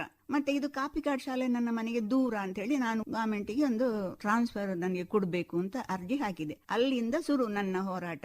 1963 ಅಂತ ಹೇಳಿದ್ರೆ ಈಗ 60 ವರ್ಷಗಳ ಹಿಂದೆ ಪ್ರಯಾಣಕ್ಕೆ ಎಲ್ಲ ವ್ಯವಸ್ಥೆ ಹೇಗಿತ್ತಾಗ? ನಡ್ಕೊಂಡೇ ಬರ್ತಿದ್ದು ಮೇಡಮ್. ಎಲ್ಲಿಂದ ಬಿಕರ್ನಗಟ್ಟೆಯಿಂದ ಕಾಪಿಕಾಡ್ ಶಾಲೆವರೆಗೆ ರಾಷ್ಟ್ರೀಯ ಹೆದ್ದಾರಿ ಆಗ್ತಾ ಇತ್ತು. ಆ ಮಣ್ಣಿನ ರಾಶಿಯ ಮೇಲಿಂದಲೇ ನಾವು ಅಲ್ಲಿಂದ ಒಂದು ಬೆಳಿಗ್ಗೆ 8 ಗಂಟೆಗೆ ಹೊರಟ್ರೆ 9 ಗಂಟೆಗೆ ಮುಟ್ಟಿದ್ದೆವು. ಅದೇ ದಾರಿಯಿಂದ 5-6 ಕೆಳಗೆ. ಕಿಲೋಮೀಟರ್ ಇಲ್ವಾ ಅಥವಾ ಆಗ್ಬೋದು, ಜಾಸ್ತಿನೇ ಆಗ್ಬೋದು? ಆಗ್ಬೋದು. ರಸ್ತೆ ಆದ ಜಾಗದೆಲ್ಲ ಫುಲ್ ಗದ್ದೆ ಇತ್ತು. ಕಾಪಿಕಾಡ್ ಶಾಲೆ ಹಿಂದ್ಗಡೆದೆಲ್ಲ ಬಾಳೆ ಬೈಲದ್ದು. ಈಗ ಮಂಗಳೂರು ನಗರ ಏನಾಗಿದೆ ಅಲ್ಲೆಲ್ಲ ಹಿಂದೆ ಎಲ್ಲ ಕೃಷಿ ಪ್ರಧಾನ ವಾಸ್ತವ್ಯಗಳೆಲ್ಲ ಜಾಸ್ತಿ. ಹೌದು. ಎಷ್ಟು ಬದಲಾಗಿದೆ ಅಂತ ಹೇಳಿದ್ರೆ, ಒಂದೇ ಒಂದು ಗದ್ದೆಗಳು ಇಲ್ಲ, ಒಂದೇ ಒಂದು ತೋಟಗಳು ಇಲ್ಲ, ಫುಲ್ ಒಟ್ಟು ನಗರವಾಗಿ ಬೆಳೆದಿದೆ. ರೋಹಿಣಿ ಅವರೇ, 1963ರಲ್ಲಿ ಹಿಂದಿ ಶಿಕ್ಷಕಿಯಾಗಿ ನೀವು ಉದ್ಯೋಗಕ್ಕೆ ಸೇರಿದ್ರಿ. ಹೌದು. ಈ ಹಿಂದಿಯನ್ನೇ ನೆಚ್ಕೊಂಡು ನೀವು ಮುಂದೆ ಹೋದ್ರೆ ಅಥವಾ ಕನ್ನಡ ಸಾಹಿತ್ಯದ ಕಡೆಗೆ ಹೋಗ್ಲಿಕ್ಕೆ ಬೇರೆ ಏನಾದ್ರೂ ಮಾಡ್ಕೊಂಡ್ರಿ? ಬಾಲ್ಯದಿಂದಲೂ ಸ್ವಲ್ಪ ಕನ್ನಡದ ಒಂದು ಹುಚ್ಚಿತ್ತು. ಯಾಕಂದ್ರೆ ನನ್ನ ಅಪ್ಪನಿಗೆ ಕನ್ನಡ ಸಾಹಿತ್ಯದ ಬಹಳ ಆಸಕ್ತರವರು. ಒಂದಷ್ಟು ಅವರ ಪುಸ್ತಕಗಳಿದ್ದು, ಗದಗಿನ ಭಾರತ ಓದಿಸುವುದು ಇದೆಲ್ಲ ಮಾಡಿಸ್ತಾ ಇದ್ರು ಚಿಕ್ಕಂದಿನಿಂದಲೇ. ಮತ್ತೆ ನಾವು ಟೀಚರ್ಗಳಾದವರಿಗೆ ಬರೀ ಒಂದು ಅವಕಾಶಗಳು ಸಿಗ್ತವೆ ಮೇಡಮ್. ಯಾಕೆ ಗೊತ್ತಾ, ಮಕ್ಕಳಿಗೆ ಏನಾದ್ರೂ ನಾವು ಬರೀಲೇಬೇಕಾಗ್ತದೆ, ಒಂದು ಹಾಡು, ಒಂದು ಪ್ರಹಸನ ಇತ್ಯಾದಿಗಳೆಲ್ಲ. ಹಾಗೆ ಬರ್ದು ನನ್ನ ಕೈ ಪಳಗಿತು. ಹಾಗೆ ನೋಡಿದ್ರೆ ನಾನು ನಿಜವಾಗಿ ಬರೀಲಿಕ್ಕೆ ಶುರು ಮಾಡಿದ್ದು ಹಾಡುಗಳನ್ನೇ. ಯಾರಿಗೆ? ಮಕ್ಕಳಿಗೆ. ಆ ಪಂಡಿತ್ ಪರೀಕ್ಷೆಗೆ ಸೇರಿದಾಗ ನಾನು ವರ್ಗಾವಣೆ ಕೊಡಬೇಕು ಅಂತ ಒಂದು ಅರ್ಜಿ ಹಾಕಿದೆ. ಪುಣ್ಯಕ್ಕೆ ನನಗೆ ವರ್ಗಾವಣೆ ಸಿಕ್ಕಿತು ಕದ್ರಿ ಶಾಲೆಗೆ. ಅಲ್ಲಿ ಅವರು ಹೋಗ್ಬೇಕಾ, ಕದ್ರಿಯಿಂದ ತಕ್ಷಣ ಒಂದು ತಿಂಗಳು ತೆಗೆದು ನನ್ನನ್ನು ಉರ್ದು ಶಾಲೆ ಅಂತ ಉಂಟು ಬಂದರಲ್ಲಿ, ಒಂದು ಕಸಾಯಿಗಲ್ಲಿ ಅಂತ ಒಂದು ಶಾಲೆ ಉಂಟು, ಅಲ್ಲಿಗೆ ಹಾಕಿದ್ರು. ತುಂಬಾ ದೂರ. ಆದಿತ್ಯವಾರ ಕ್ಲಾಸು, ಶುಕ್ರವಾರ ರಜೆ. ನನ್ನ ಕನ್ನಡ ಕ್ಲಾಸ್ ಇದು ಕನಸು ಬೆಂಕಿಗೆ ಬಿತ್ತು. ನಾನ್ ಟ್ರಾನ್ಸ್ಫರ್ ಆಗಿ ಎಲ್ಲಿಯಾಗಿ ಹೋಗ್ತೇನೆ, ಅವರು ಪುನಃ ಟ್ರೈ ಮಾಡೋದು ಎಲ್ಲಿ ಬರ್ಲಿಕ್ಕೆ, ಅವರ ಶಾಲೆಗೆ ಬರ್ಲಿಕ್ಕೆ. ನನ್ನನ್ನು ತೆಗೆದು ಇನ್ನೊಂದು ಶಾಲೆ, ಪಾಂಡೇಶ್ವರ, ಮಣ್ಣಗುಡ್ಡೆ, ಬಂದರ್ ಶಾಲೆ, ಕದ್ರಿ, 2-3 ಸಲ. ಈಗ ನೋಡಿದ್ರೆ ನಿಮ್ಗೆ ಆ ಮೊದಲಿದ್ದ ಶಾಲೆಯಲ್ಲೇ ಇರಬಹುದಿತ್ತು ಅಂತ ಅನಿಸ್ತಾ? ಅದು ನಾನು ಮಾಡಿದ ದೊಡ್ಡ ಬ್ಲಂಡರ್ ಅಂತ ಮತ್ತೆ ನನಗೆ ಅನಿಸಿತು. ವೃತ್ತಿಗೆ ರಿಸೈನ್ ಕೊಟ್ಟು ನಾನು, ನಮ್ಮ ಸಿಸ್ಟರ್ ನನಗೆ ಕಲಿಸಿದ HM ಸಿಸ್ಟರು ಆಗ ಸೇಕ್ರೆಡ್ ಆರ್ಟ್ಸ್ ಅಲ್ಲಿ ಇದ್ರು, ಅವರ ಹತ್ರ ಹೋಗಿ ಹೀಗೆ ನಾನು ಕನ್ನಡ ಪಂಡಿತ್ ಪರೀಕ್ಷೆ ಬರೀತಾ ಇದ್ದೇನೆ, ನಾನು ಹಾಗಾದ್ರೆ ಬಾ ನೀನು ಸೇರಿಕೋ, ನಾನ್ ಕೊಡ್ತೇನೆ ಕೆಲಸ, ಬಾ ಇಲ್ಲಿ ಅಂತ ರಿಸೈನ್ ಕೊಟ್ಟದ್ದು. 17ಕ್ಕೆ ರಿಸೈನ್ ಕೊಟ್ಟದ್ದು, 18ಕ್ಕೆ ನಾನು ಸೇಕ್ರೆಡ್ ಆರ್ಟ್ಸ್ಗೆ ಜಾಯಿನ್ ಆದೆ. ನೋಡಿ ಆ ಕಾಲ ನನಗೆ ಈಗಿನ ಮಕ್ಕಳ ಕೆಲಸದ ಇದೆಲ್ಲ ನೆನೆಸುವಾಗ ಎಷ್ಟು ಒದ್ದಾಟ ಇದೆ ಈಗಿನ ಒಂದು ಉದ್ಯೋಗಕ್ಕೆ. ನಮ್ಮ ಕಾಲ ನಾವೊಂದು ಸ್ವರ್ಣಯುಗ ಅಂತ ಅನಿಸುದು ನನಗೆ. ಬಹುಶಃ ನೀವು ಅದೇ ಶಾಲೆಯ ವಿದ್ಯಾರ್ಥಿನಿಯಾಗಿ ಮತ್ತೆ ಒಳ್ಳೆಯ ವಿದ್ಯಾರ್ಥಿನಿಯಾಗಿ ಗುರುತಿಸಿಕೊಂಡದ್ರಿಂದ ಅದು ಇರಬಹುದು ನಿಮ್ಗೆ ಅಲ್ಲಿ ಕೆಲಸ ಸಿಗ್ಲಿಕ್ಕೆ ಸುಲಭ ಆಗಿರ್ಬೋದು. ಮತ್ತೆ ಶಿಕ್ಷಕರಿಗೆ ತಮ್ಮ ವಿದ್ಯಾರ್ಥಿಗಳ ಮೇಲೆ ಒಂದು ಬಹಳ ಪ್ರೀತಿ ಇರ್ತದೆ, ಆ ಪ್ರೀತಿಯಿಂದ ಕೊಟ್ಟದ್ದು ಇರ್ಬೋದು. ಅದು ಹೌದು. ನಾವು SSLC ಅಲ್ಲಿ ಇರುವಾಗ ಅದೇ ಸಿಸ್ಟರ ವಿರುದ್ಧ ಸ್ಟ್ರೈಕ್ ಮಾಡಿದ್ದೇವೆ. ಅವರು ಇಂಪೋಸಿಷನ್ ಕೊಟ್ರು ಅಂತ ಹೇಳಿ ನಾವು ಇಡೀ ಕ್ಲಾಸಿನ ಮಕ್ಕಳು ಮನೆಗೆ ಹೋಗದೆ ಸ್ಟ್ರೈಕ್ ಮಾಡಿದ್ದು, ಬರೀತಾ ಕೂತದ್ದು. ನಾನು SSLC ಅಲ್ಲಿ ಒಬ್ಬಳೇ ಇದ್ದು, ಎಲ್ಲರೂ ಕ್ರಿಶ್ಚಿಯನ್ ಮಕ್ಕಳು, ಎಲ್ಲರೂ. ಹೈಸ್ಕೂಲ್ ಆಯ್ತು, TCH ಟ್ರೈನಿಂಗ್ ಆಯ್ತು, ಹಿಂದಿ ಪಾಠವೂ ಆಯ್ತು, ಸರ್ಕಾರಿ ಕೆಲಸ, ಅಲ್ಲಿ ಅನುಭವಿಸಿದ ತೊಂದರೆಗಳು, ವರ್ಗಾವಣೆ, ಇದನ್ನೆಲ್ಲ ಸುಮಾರು ಹೇಳಿದ್ರಿ. ನೀವೇ ಕಲಿತ ಸೇಕ್ರೆಡ್ ಹಾರ್ಟ್ ಶಾಲೆಯಲ್ಲಿ ಈ ಕ್ರೈಸ್ತ ಸನ್ಯಾಸಿನಿಯರು ಬೆತ್ತನಿ ಸಂಸ್ಥೆಯವರು ನಡೆಸುವ ಶಾಲೆ ಅಲ್ವಾ ಅದು? ಆ ಶಾಲೆಯಲ್ಲಿ ನೀವು ಶಿಕ್ಷಕಿಯಾಗಿ ಸೇರಿದ್ದನ್ನು ಹೇಳಿದ್ರಿ ಹೈಸ್ಕೂಲ್ನಲ್ಲಿ. ಆ ನಂತರ ನೀವು ಶಿಕ್ಷಕಿಯಾಗಿ ಅಲ್ಲಿ ಹೋದಾಗ ಹೇಗಿತ್ತು ವಾತಾವರಣ? ನೋಡಿ, ನಮ್ಮದೊಂದು ಕಲ್ಪನೆ ಇತ್ತು ಅಂದ್ರೆ ಕ್ರೈಸ್ತರು ಹಾಗೆ ಹೀಗೆ ಮತದ್ದು ಏನೆಲ್ಲ ಒಂದು ತಪ್ಪು ಕಲ್ಪನೆಗಳುಂಟಲ್ಲ, ಅದು ಯಾವುದೂ ನನ್ನ ಜೀವನದಲ್ಲಿ ನಾನು ಕೇಳಲು ಇಲ್ಲ, ಅನುಭವಿಸಲೂ ಇಲ್ಲ. ನನ್ನ ಬಾಲ್ಯದಿಂದ ಇಲ್ಲಿವರೆಗೆ ನನಗೆ ಅನ್ನ ಕೊಟ್ಟ ಮತ್ತು ಆಶ್ರಯ ಕೊಟ್ಟ ಒಂದು ಶಾಲೆ ಅಂತ ಹೇಳಿದ್ರೆ ಕಾನ್ವೆಂಟ್ ಶಾಲೆ ಅದು. ಹಾಗಾಗಿಯೇ ನಾನು ಇವತ್ತು ಈಗ ಕಾನ್ವೆಂಟ್ ಶಾಲೆಗಳ ಸಿಸ್ಟರ್ಗಳ ಬಗ್ಗೆಯೇ ಅಧ್ಯಯನ ಮಾಡಿ ಒಂದು ಪುಸ್ತಕ ಬರೆಯುವ ಒಂದು ಕೆಲಸಕ್ಕೆ ತೊಡಗಿದ್ದೇನೆ. ಸಿಸ್ಟರ್ಗಳನ್ನು ಹತ್ತಿರದಿಂದ ಕಂಡವಳು ನಾನು. ರೋಹಿಣಿ ಅವರೇ, ನೀವು ಹೇಳಿದ್ರಿ ಹೈಸ್ಕೂಲ್ನಲ್ಲಿ ನೀವೊಬ್ಬರೇ ಹಿಂದೂ ಹುಡುಗಿ, ಉಳಿದವರೆಲ್ಲ ಕ್ರೈಸ್ತ ಮತದ ಮಕ್ಕಳು ಅಂತ. ಅಂದ್ರೆ ಸಹಜವಾಗಿ ಆ ಕಾಲದಲ್ಲಿ ಹೆಣ್ಣು ಮಕ್ಕಳನ್ನು ಶಾಲೆಗೆ ಕಳಿಸ್ತಿರ್ಲಿಲ್ಲ. ಅದ್ರಲ್ಲಿ ಸ್ವಲ್ಪ ಈ ಕ್ರೈಸ್ತ ಧರ್ಮದವರು ನಡೆಸುವ ಶಾಲೆ, ಧರ್ಮ ಭಗಿನಿಯರು ನಡೆಸ್ತಾರೆ, ಸನ್ಯಾಸಿನಿಯರು ನಡೆಸ್ತಾರೆ ಅಂತ ಬಹುಶಃ ಹೆಣ್ಣು ಮಕ್ಕಳನ್ನ ಕಳಿಸ್ತಾ ಇರಬಹುದು. ಅಂದ್ರೆ ಮಂಗಳೂರಿನಲ್ಲಿ ಆ ಕಾಲಕ್ಕೆ ಒಂದಷ್ಟು ಶಿಕ್ಷಣ ಸಂಸ್ಥೆಗಳು ಹೆಣ್ಣು ಮಕ್ಕಳಿಗಾಗಿಯೇ ಶಾಲೆಗಳನ್ನು ತೆರೆದಿದ್ರು. ಈಗ ಮಂಗಳೂರಿನ ಸೇಂಟ್ ಆಗ್ನೆಸ್ ಹೈಸ್ಕೂಲು, ಕಾಲೇಜು ಇರಬಹುದು, ಸೇಂಟ್ ಆನ್ಸ್, ಅವರದೆಲ್ಲ ಒಂದಷ್ಟು ಶಾಲೆಗಳು ನಡೀತಾ ಇದ್ವು. ಹಾಗೆ ನೀವು ಹೇಳುವ ಕುಲಶೇಖರದ ಸೇಕ್ರೆಡ್ ಹಾರ್ಟ್ ಶಾಲೆ ಕೂಡ ಕ್ರೈಸ್ತ ಸನ್ಯಾಸಿನಿಯರು ನಡೆಸೋದು. ಇಷ್ಟು ವರ್ಷಗಳ ನಂತರ ತಿರುಗಿ ನೋಡುವಾಗ ನೀವು ಓದ್ತಾ ಇದ್ದ ಕಾಲದಲ್ಲಿ ನಿಮ್ಗೆ ಏನಾದ್ರೂ ಕ್ರೈಸ್ತ ಮತದ ಕಡೆಗೆ ಸೆಳೆತ ಆಗ್ಲಿ, ಅವರ ಕಡೆಯಿಂದ ಅಥವಾ ನಿಮ್ಮ ಕಡೆಯಿಂದ ಏನಾದ್ರೂ ಆ ರೀತಿಯ ಅನುಭವ ನಿಮ್ಗೆ ಹೇಳ್ಬೋದಾ? ನಿಜ ಹೇಳ್ಬೇಕು ಅಂದ್ರೆ ನಾನು ಹಿಂದೂ, ಅವರು ಕ್ರೈಸ್ತರು ಎಂಬ ಫೀಲಿಂಗ್ಸೇ ನಮ್ಮಲ್ಲಿ ಇರ್ಲಿಲ್ಲ ಮೇಡಮ್. ಆವಾಗ ನಮ್ಮ ದೇವಸ್ಥಾನಗಳ ಜಾತ್ರೆಗಳಿಗೆ ನಾನು ಕರ್ಕೊಂಡು ಹೋಗ್ತಿದ್ದೆ, ಅವರ ಚರ್ಚ್ಗಳಿಗೆ ನಾವು ಹರಕೆ ಹೇಳ್ತಿದ್ದೆವು. ಆ ಕಾಲದ ಒಂದು ಭಾವನೆ, ಬಾಂಧವ್ಯವೇ ಬೇರೆ. ದೇವಸ್ಥಾನ ಚರ್ಚ್ಗಳಿಗೆ ಕೂಡ ನಮಗೆ ಆ ಭೇದ ಇರ್ಲಿಲ್ಲ. ನನ್ನ ಕ್ರಿಶ್ಚಿಯನ್ ಗೆಳತಿಯರು ಕೂಡ ನಮ್ಮ ಕುಡುಪು ಜಾತ್ರೆಗೆ ಬರೋದು, ಈಚೆ ಕದ್ರಿ ಜಾತ್ರೆಗೆ ಹೋಗುದು, ನಾವೆಲ್ಲ ಒಟ್ಟಿಗೆ ಸಂತೆ ತಿರುಗ್ಲಿಕ್ಕೆ ಹೋಗುದು, ದೇವಸ್ಥಾನಕ್ಕೆ ಹೋಗುದು. ತೀರಾ ಸಹಜವಾಗಿಯೇ ಇತ್ತಲ್ಲ ಅದೆಲ್ಲ. ನಾವೆಲ್ಲ ಅದನ್ನ ನಾವು ಶಾಂತ ಮಾರಿಗೆ ಹೋದ್ರೆ ಪ್ರತಿ ಶಾಂತ ಮಾರಿಗೆ ಕೆಲವರು ನಮ್ಮನ್ನೆಲ್ಲ ಕರ್ಕೊಂಡು ನನ್ನನ್ನಂತೂ ಪ್ರತಿ ಸಲ ಕರ್ಕೊಂಡು ಹೋಗ್ತಿದ್ರು. ಪರಸಾಯಿಬರ ಚರ್ಚ್ ಉಂಟಲ್ಲ, ಅಲ್ಲಿ ಎಲ್ಲ ಪ್ರತಿ ಒಂದಕ್ಕೆ ನಾವು ಹಿಂದೂಗಳು ಹಾರ ಕೇಳ್ತಿದ್ದೇವೆ ಆಯ್ತಾ. ನಮ್ಮ ಕುಲಶೇಖರ ಆಚೆ ಬಿಕನಗಟ್ಟೆಯವರೆಲ್ಲ ಮನೆಯಲ್ಲಿ ಎಂತ ಕಷ್ಟ ಆದ್ರೂ ಕೂಡ ಪರಸಾಯಿಬರಿಗೆ ಒಂದು ಹರಕೆ ಹೇಳೋದಿಲ್ಲ. ನಾನು ಎಷ್ಟೋ ಸಲ ನಮ್ಮ ಮನೆಯಿಂದ ಪರಸಾಯಿಬರಿಗೆ ಹರಕೆ ಹೇಳಲಿಕ್ಕೆ ಹೋಗ್ತಿದ್ದೆ ಆಯ್ತಾ. ಕರಾವಳಿಯಲ್ಲಿ ಆಗ ಸೌಹಾರ್ದತೆ ತುಂಬಾ ಚೆನ್ನಾಗಿತ್ತು, ತುಂಬಾ ಚೆನ್ನಾಗಿ. ಭಾಷೆ ನೋಡಿ ಎಲ್ರು ತುಳು ಮಾತಾಡೋದು. ಈಗ ನಮ್ಮ ಮನೆ ಭಾಷೆ ಎಲ್ಲ ಬೇರೆ ಇದ್ರು ಕೂಡ ಊರ್ನಲ್ಲಿ ಎಲ್ರು ತುಳು ಮಾತಾಡೋದು. ಅಥವಾ ಈ ಕೊಂಕಣಿಯನ್ನು ಬಹುಶಃ ನೀವು ಸಲೀಸಾಗಿ ಮಾತಾಡ್ತಿದ್ರಿ ಅಂತ. ಕೊಂಕಣಿ ಖಾಲಿ ಮಾತಾಡೋದು ಮಾತ್ರ ಅಲ್ಲ, ಓದ್ತಲೂ ಇದ್ದೆ ಆ ಕಾಲದಲ್ಲಿ. ರಕ್ಷಣ ಪತ್ರಿಕೆಗಳು, ಆ ಪತ್ರಿಕೆಗಳು, ಪುಸ್ತಕಗಳೆಲ್ಲ ಇರುವಾಗ ನಿಮ್ ಗೆಳತಿರೆಲ್ಲ ಕೊಂಕಣಿ ಮಾತಾಡುವವರೇ ಜಾಸ್ತಿ ಇದ್ರಲ್ಲ. ಕಲ್ತದ್ದು ಅಲ್ಲೇ, ಕಲಿಸಿದ್ದು ಅಲ್ಲೇ ಅಂತ ಆಗುವಾಗ ಎಷ್ಟು ವರ್ಷ, ಸುಮಾರು 40-50 ವರ್ಷದ ಒಡಾಣ ಅಂತಲ್ವಾ ಅವ್ರ ಜೊತೆಗೆ. ಹಾಗಾಗಿ ಸಹಜವಾಗಿ ಕೊಂಕಣಿ ಭಾಷೆ ಅರ್ಥ ಆಯ್ತು. ಶಿಕ್ಷಕಿಯಾಗಿ ಕುಲಶೇಖರ ಶಾಲೆಯ ನಂತರ ಮುಲ್ಕಿಯಲ್ಲಿ ಕೂಡ ನೀವು ಮೆಡಲಿನ್ ಹೈಸ್ಕೂಲ್ ಅಲ್ಲಿ ಕೂಡ ಸ್ವಲ್ಪ ವರ್ಷ ಕೆಲಸ ಮಾಡಿದ್ರಲ್ಲ. ಅದೇನು ವರ್ಗಾವಣೆ ನೀವು ಬೇಕು ಅಂತ ತಗೊಂಡಿದ್ದ ಅವರಾಗಿ ಕೊಟ್ಟಿದ್ದ? ಇಲ್ಲ ಇಲ್ಲ, ನಾನು ಬೇಕು ಅಂತ ತಗೊಂಡದ್ದು ವರ್ಗಾವಣೆ. ಕೊನೆ ರಿಟೈರ್ ಆಗುವ ಒಂದು 6-7 ವರ್ಷ ಅಲ್ಲಿ ಕೆಲಸ ಮಾಡಿದೆ. ನನ್ನ ಶಿಕ್ಷಕ ವೃತ್ತಿಯ ಅಥವಾ ಬದುಕಿನ 3ನೇ ಅಧ್ಯಾಯ ಅದು. 1ನೇ ಕ್ಲಾಸ್ ಅನ್ನು ತಕೊಂಡೆ. ಯಾರು 1ನೇ ಕ್ಲಾಸ್ ತಕೊಳ್ಳಿಕ್ಕೆ ಹೇಳುದಿಲ್ಲ. ನೀವು ಹೈಸ್ಕೂಲ್ಗೆ ಕಲಿಸ್ತಾ ಇದ್ದವರು 1ನೇ ತರಗತಿಯ ಮಕ್ಕಳಿಗೆ ಕಲಿಸ್ಲಿಕ್ಕೆ ಹೊರಟಿದ್ದು ಸ್ವಲ್ಪ ವಿಶೇಷ. ಕೆಲವರೆಲ್ಲ 1ನೇ ಕ್ಲಾಸ್ ಅಲ್ಲಿ ಕಲಿಸುವವರಿಂದ ತಪ್ಪಿನಿಂದಾಗಿ ಹೀಗಾಗ್ತದೆ ಹಾಗಾಗ್ತದೆ ಅಂತ ಹೇಳುದು ದೂರದು ಉಂಟಲ್ಲ, ಸರಿಯಾಗಿ ತಳಹದಿ ಬೀಳಲಿಲ್ಲ ಆದ್ದರಿಂದ ಹಾಗೆ ಅಂತ ಹೇಳಿ. ಅದು ಹೌದಾ ಅಂತ ನನಗೂ ಒಂದು ಕುತೂಹಲ ಇತ್ತು. ಹಾಗೆ ಅಲ್ಲಿ ಹೋಗಿ 1ನೇ ಕ್ಲಾಸ್ ಕೇಳಿ ತಕೊಂಡು 4 ವರ್ಷ 1ನೇ ಕ್ಲಾಸ್ಗೆ ಕಲಿಸಿದೆ ಅಲ್ಲಿ ನಾನು. ಆ ಮಕ್ಕಳು ನನ್ನನ್ನು ಉಳಿದ ಮಕ್ಕಳಿಗಿಂತ ಹೆಚ್ಚು ಹಚ್ಚಿಕೊಂಡಿದ್ರು. ಅದು ಬಿಟ್ಟು ನನ್ನ ತೊಡೆ ಮೇಲೆ ತಲೆ ಮೇಲೆ ಎಲ್ಲ ಕೂತ್ಕೊಳ್ಳುವಂತ ಮಕ್ಕಳು ಇದ್ರು ಆಯ್ತಾ. ನನಗೆ ಒಂದು ಪ್ರಯೋಗಾತ್ಮಕವಾಗಿ ನಾವೆಲ್ಲ ಶಿಕ್ಷಣದ ಬಗ್ಗೆ ಏರ್ ಕಂಡೀಷನ್ ರೂಮಿನೊಳಗೆ ಕೂತು ಸಲಹೆ ಕೊಡ್ತೇವೆ, ಆದ್ರೆ ಹಾಗೆ ಹೇಳುವವರು 1ನೇ ಕ್ಲಾಸಿಗೆ ಬಂದು ಕಲಿಸಿ ನೋಡ್ಬೇಕು ಮಕ್ಕಳೊಟ್ಟಿಗೆ ಏನೆಲ್ಲ ಸಮಸ್ಯೆಗಳು ಬರ್ತವೆ 1ನೇ ಕ್ಲಾಸಿಗೆ ಮಕ್ಕಳಿಗೆ ಕಲಿಸುವಾಗ ಅಂತ. ಎಲ್ಲಾ ಶಿಕ್ಷಣ ಪದ್ಧತಿಯ ತಜ್ಞರು ಇವರೆಲ್ಲ ಎಲ್ಲೋ ಕೂತು ಬರೀತಾರೆ ಹೀಗಾಗ್ಬೇಕು ಹಾಗಾಗ್ಬೇಕು ಅಂತ. 1ನೇ ಕ್ಲಾಸಿಗೆ 1 ತಿಂಗಳು ಕಲಿಸಿ ನೋಡಿ. ಅದು ಗ್ರಾಮೀಣ ಶಾಲೆಗಳಿಗೆ ಹೋದ್ರೆ ಇನ್ನೂ ಒಳ್ಳೇದು. ಹೌದು. ಸರಿ ಟೀಚರ್, ನೀವು ಶಿಕ್ಷಕಿಯಾಗಿ ಕೆಲಸ ಮಾಡ್ತಾ ಇದ್ದಾಗ್ಲೇನೆ ನೀವು ಮಕ್ಕಳಿಗಾಗಿ ಹಾಡುಗಳನ್ನ, ಪ್ರಹಸನಗಳನ್ನ, ಕಿರು ನಾಟಕಗಳನ್ನ ಬರಿತಾ ಇದ್ರಿ. ಮತ್ತೆ ಮಕ್ಕಳ ಮೂಲಕವೇ ಅದನ್ನು ಅಭಿನಯಿಸ್ಲಿಕ್ಕೆ ಪ್ರಯತ್ನ ಮಾಡಿದಿರಿ, ರಂಗ ಪ್ರಯೋಗಗಳನ್ನೆಲ್ಲ ಮಾಡಿದಿರಿ. ಅದ್ರ ಬಗ್ಗೆ ಸ್ವಲ್ಪ ಹೇಳಿ ನೋಡೋಣ. ನಾವು ಆಕಾಶವಾಣಿಯಲ್ಲಿ ನಮ್ಮ ಮಕ್ಕಳದ್ದು ಒಂದಷ್ಟು ಕಾರ್ಯಕ್ರಮ ಕೊಟ್ಟಿದ್ದೇವೆ, ಈಗಲೂ ನೆನಪಾಗ್ತಾನೆ. ಮಂಗಳೂರು ಆಕಾಶವಾಣಿಯಲ್ಲಿ ಆ ಕಾಲದಲ್ಲಿ ನನಗೆ ಖುಷಿ ಕಂಡದೇನು ಗೊತ್ತಾ, ನಾನು ಬರೆದದ್ದು ಮಾತ್ರ ಅಲ್ಲ, ಮಕ್ಕಳಿಂದ ಬರೆಸಿದ್ದೇನೆ ಮೇಡಮ್. ಅವರಿಗೆ ಥೀಮ್ ಕೊಟ್ಟು, ನೋಡಿ ಇದೊಂದು ಕತೆ, ಈ ಕತೆಗೆ ನೀವು ಸಂಭಾಷಣೆ ಬರೆದು ನೀವೇ ಮಾತಾಡ್ಬೇಕು ಅಂತ. ಇಂಥದನ್ನು ನಾನು ಸುಮಾರು ಮಾಡಿದ್ದೇನೆ. ಸ್ಟೋರಿ ಲೈನ್ ನೀವು ಹೇಳ್ತೀರಿ? ಹೌದು, ಸ್ವಲ್ಪ ತಿದ್ದುತ್ತೇನೆ ನಾನು. ಅತ್ಯಂತ ಪ್ರತಿಭಾವಂತ ಮಕ್ಕಳು ನನ್ನ ಶಿಕ್ಷಕ ವೃತ್ತಿಯಲ್ಲಿ ಸಿಕ್ಕಿದ್ದಾರೆ ನನಗೆ. ಇವತ್ತಿಗೂ ಅವರನ್ನು ನಾನು ನೆನೆಸ್ತೇನೆ, ನನ್ನನ್ನು ಅವರು ನೆನೆಸ್ತಾರೆ. ಇದೆಲ್ಲ ಇಂಥ ಒಂದು ಅವಕಾಶ ಮಕ್ಕಳಿಗೆ ಕೊಟ್ರೆ ತಾನೇ ಮಕ್ಕಳು ಮಾಡ್ಲಿಕ್ಕೆ ಆಗೋದು. ಮತ್ತೆ ಟೀಚರ್ಗಳಿಗೆ ಅದರಲ್ಲಿ ಆಸಕ್ತಿ ಬೇಕು. ಸಂಗೀತ, ನಾಟಕ, ಸಾಹಿತ್ಯ ಇದರಲ್ಲೆಲ್ಲ ಆಸಕ್ತಿ ಇಲ್ಲದೆ ಇದ್ರೆ ಉಂಟಲ್ಲ, ಮಕ್ಕಳಿಗೂ ಕಷ್ಟ, ಅದು ಟೀಚರ್ಗೂ ಕಷ್ಟವೇ ಅಂತವರೊಟ್ಟಿಗೆ. ನಿಮಗೆ ಸಂಗೀತದಲ್ಲಿ ಬಹಳ ಆಸಕ್ತಿ ಇತ್ತು.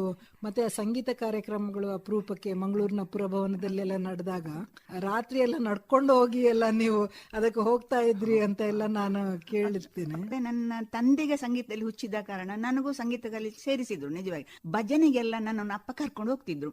ಭಜನೆ ಹೆಣ್ಮಕ್ಳು ಹೇಳ್ತಲೇ ಇರ್ಲಿಲ್ಲ ಮೇಡಮ್. ಈಗ ಭಜನೆ ಹೆಂಗಸರೆಲ್ಲ ಹಾಡುದು, ಈಗ ತಂಡಗಳೇ ಇವೆ. ಹೌದು, ತಂಡಗಳಿವೆ. ಆಗ ಹಾಡುವುದಕ್ಕೆ ಒಂದು ಒಳ್ಳೆ ಶಾರೀರ ಕಂಠ ಇತ್ತು ನನಗೆ. ಆದ್ದರಿಂದ ಅಲ್ಲೇ ಮನೆ ಪಕ್ಕದಲ್ಲಿ ಒಬ್ರು ಸಂಗೀತ ಮಾಸ್ಟರ್, ಹಾಗೆ ಸೇರಿ ಸಂಗೀತ ಕಲ್ತೆ ಎಲ್ಲ ಆಯ್ತು. ಆದ್ರೆ ನನ್ನಪ್ಪ ಮುಂದೆ ಒಂದು ಕಡೆ ಸಂಗೀತ ಹಾಡ್ಲಿಕ್ಕೆ ಬಿಡ್ಲಿಲ್ಲ. ಲೀಲಾವತಿ ಟೀಚರ್ ಮತ್ತು ನಾನು ಒಟ್ಟಿಗೆ ಸಂಗೀತ ಕಲ್ತದ್ದು ಒಂದೇ ಗುರುವಿನ ಹತ್ರ. ಲೀಲಾವತಿ ಮತ್ತು ನನ್ನನ್ನು ಇಬ್ಬರನ್ನು ಒಂದು ದೇವಸ್ಥಾನದಲ್ಲಿ ಸಂಗೀತಕ್ಕೆ ಕರೆದ್ರು. ನನ್ನಪ್ಪ ಹೋಗುದೇ ಬೇಡ ಅಂತ ನನ್ನನ್ನು ಲೀಲಾವತಿ ಅವರು ಮಾತ್ರ ಹೋಗಿ ಆಡಿ ಬಂದದ್ದು. ಅಂದಿನಿಂದ ನನಗೆ ಒಂಥರ ಮನಸ್ಸಿಗೆ ತುಂಬಾ ಫೀಲ್ ಆಯ್ತು. ಹೌದು, ಮೌನವಾಗಿ ಸಹಿಸಿದೆ. ಆದ್ರೆ ಸಂಗೀತ ಕಚೇರಿಗಳಿಗೆ ಹೋಗುದನ್ನು ಬಿಡ್ಲಿಲ್ಲ ಮಾತ್ರ. ರೋಹಿಣಿಯವರೇ, ನೀವು ಶಿಕ್ಷಕಿಯಾಗಿದ್ದಾಗಲೇ ಸಾಕಷ್ಟು ಬರವಣಿಗೆ ಮಾಡಿದಿರಿ. ಸುಮಾರಾಗಿ ಆ ಕಾಲದಲ್ಲಿ ಪ್ರಕಟ ಆಗ್ತಾ ಇದ್ದ ಎಲ್ಲಾ ನಿಯತಕಾಲಿಕಗಳಲ್ಲಿ ನಿಮ್ಮ ಬರಹಗಳನ್ನು ಪ್ರಕಟ ಮಾಡಿದಿರಿ. ನಾನು ನಿಜವಾಗಿ ಪ್ರಾರಂಭದಲ್ಲಿ ಸಾಹಿತ್ಯದಲ್ಲಿ ಕೆಲಸ ಮಾಡಿದ ಕತೆ ಒಂದು 7-8 ವರ್ಷಗಳ ನಂತರ ನನಗೆ ಸಂಶೋಧನೆಯ ಒಂದು ಆಸಕ್ತಿ ಹುಟ್ಟಿತು.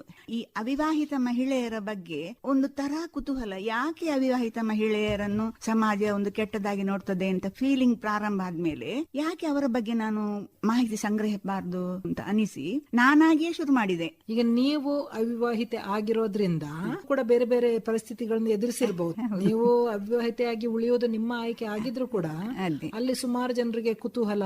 ನಾರ್ಮಲ್ ಸ್ಥಿತಿಯಲ್ಲಿ ಅವರನ್ನು ಸಮಾಜವೂ ನೋಡುವುದಿಲ್ಲ, ಅವರು ಸಮಾಜವನ್ನು ನೋಡುವುದಿಲ್ಲ ಅಂತ ಅನಿಸ್ಲಿಕ್ಕೆ ಪ್ರಾರಂಭ ಆಯ್ತು. ಇದು ಯಾಕೆ ಹೀಗೆ ಅಂತ ಹಾಗೆ ಕುತೂಹಲ ಬೆಳೆದು ಬೆಳೆದು ಬೆಳೆದು ಇದರ ಬಗ್ಗೆ ನಾನೊಂದು ಸ್ಟಡಿ ಮಾಡಿ ಯಾಕೆ ಒಂದು ಬರೀಬಾರ್ದು ಅಂತ ಅನಿಸಿತು. ಮಂಗಳೂರು ವಿಶ್ವವಿದ್ಯಾಲಯದವರು ಮಹಿಳಾ ಅಧ್ಯಯನ ಕೇಂದ್ರ ಅಂತ ಓಪನ್ ಮಾಡಿದ್ರು. ಆಗ ಡಾಕ್ಟರ್ ಸಬಿಹಾ ಅವರು ಹೇಳಿದ್ರು, ಮಂಗಳೂರಲ್ಲಿ ಮಾತ್ರ ಮಾಡಬೇಡಿ, ನಾವು ಅದನ್ನು ದೊಡ್ಡ ಮಟ್ಟದಲ್ಲಿ ಮಾಡುವ, ದೊಡ್ಡ ಮಟ್ಟದ ಅಧ್ಯಯನ ಮಾಡುವ ಅಂತ ಹೇಳಿ ನನ್ನನ್ನು ಆ ಅಧ್ಯಯನ ಅವರ ಮಹಿಳಾ ಅಧ್ಯಯನ ಕೇಂದ್ರದ ಮುಖಾಂತರ ಇಡೀ ದಕ್ಷಿಣ ಕನ್ನಡ ಜಿಲ್ಲೆಯಾದ್ಯಂತ 2-3 ನನಗೆ ಸಹಾಯಕರನ್ನು ಕಳಿಸಿದ್ರು.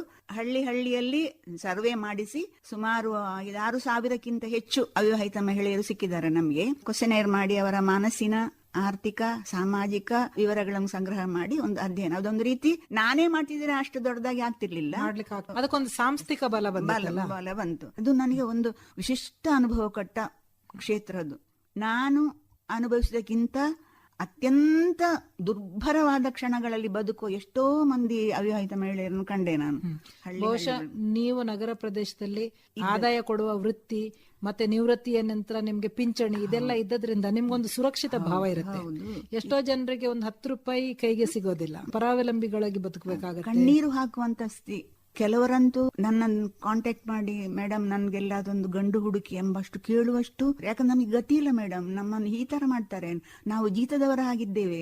ಆ ಕಷ್ಟದ ದೊಡ್ಡ ಕಾದಂಬರಿ ಬರೆಯುವಷ್ಟು ಇದೆ ಮ್ಯಾಟರ್. ಇದು ಅವಿವಾಹಿತೆಯರು, ಅನಕ್ಷರಸ್ಥರಿಗೆ ಮಾತ್ರ ಕಷ್ಟ ಅಲ್ಲ, ದೊಡ್ಡ ವಿದ್ಯಾವಂತರು ಕೂಡ ಇದಕ್ಕಿಂತ ಕಡೆಯಾಗಿ ಸಫರ್ ಆದವರಿದ್ದಾರೆ. ಅದು ನನಗೆ ಇನ್ನೂ ವಿಚಿತ್ರ ಕಂಡದ್ದು. ಅವರ ಬಳಗದವರವರು ನಡೆಸಿಕೊಳ್ಳುವ ರೀತಿ, ಹಣಕ್ಕೋಸ್ಕರ ಪೀಡಿಸುವ ರೀತಿ, ಗಂಡು ಆಧಾರ ಇಲ್ಲದೆ ಇದ್ದ ಹೆಂಗಸರು ಬದುಕಲಿಕ್ಕೆ ಸಾಧ್ಯ ಇಲ್ವಾ? ನಾವು ಮತ್ತೆ ಅಧ್ಯಯನ ಮಾಡಿ ಒಂದು ಸರ್ಕಾರಕ್ಕೆ ಒಂದು ಇದು ಕೊಟ್ಟೆವು, ಅವರ ಸ್ಥಿತಿ ಕಂಗಾಲಾಗಿದ್ದಾರೆ ಅಂತ. ಅದೇ ಸಮಯದಲ್ಲಿ ಸರ್ಕಾರ ಮನಸ್ವಿನಿ ಯೋಜನೆ ಅಂತ ಒಂದು ಜಾರಿ ಮಾಡಿತು. ಈಗ ನೀವು ಒಂದು ಜಿಲ್ಲೆಯ ಅಧ್ಯಯನ ಮಾಡಿ 5-6 ಸಾವಿರ ಮಹಿಳೆಯರ ದುಸ್ಥಿತಿಯ ಬಗ್ಗೆ ವರದಿ ಕೊಟ್ಟಿದ್ದೀರಿ.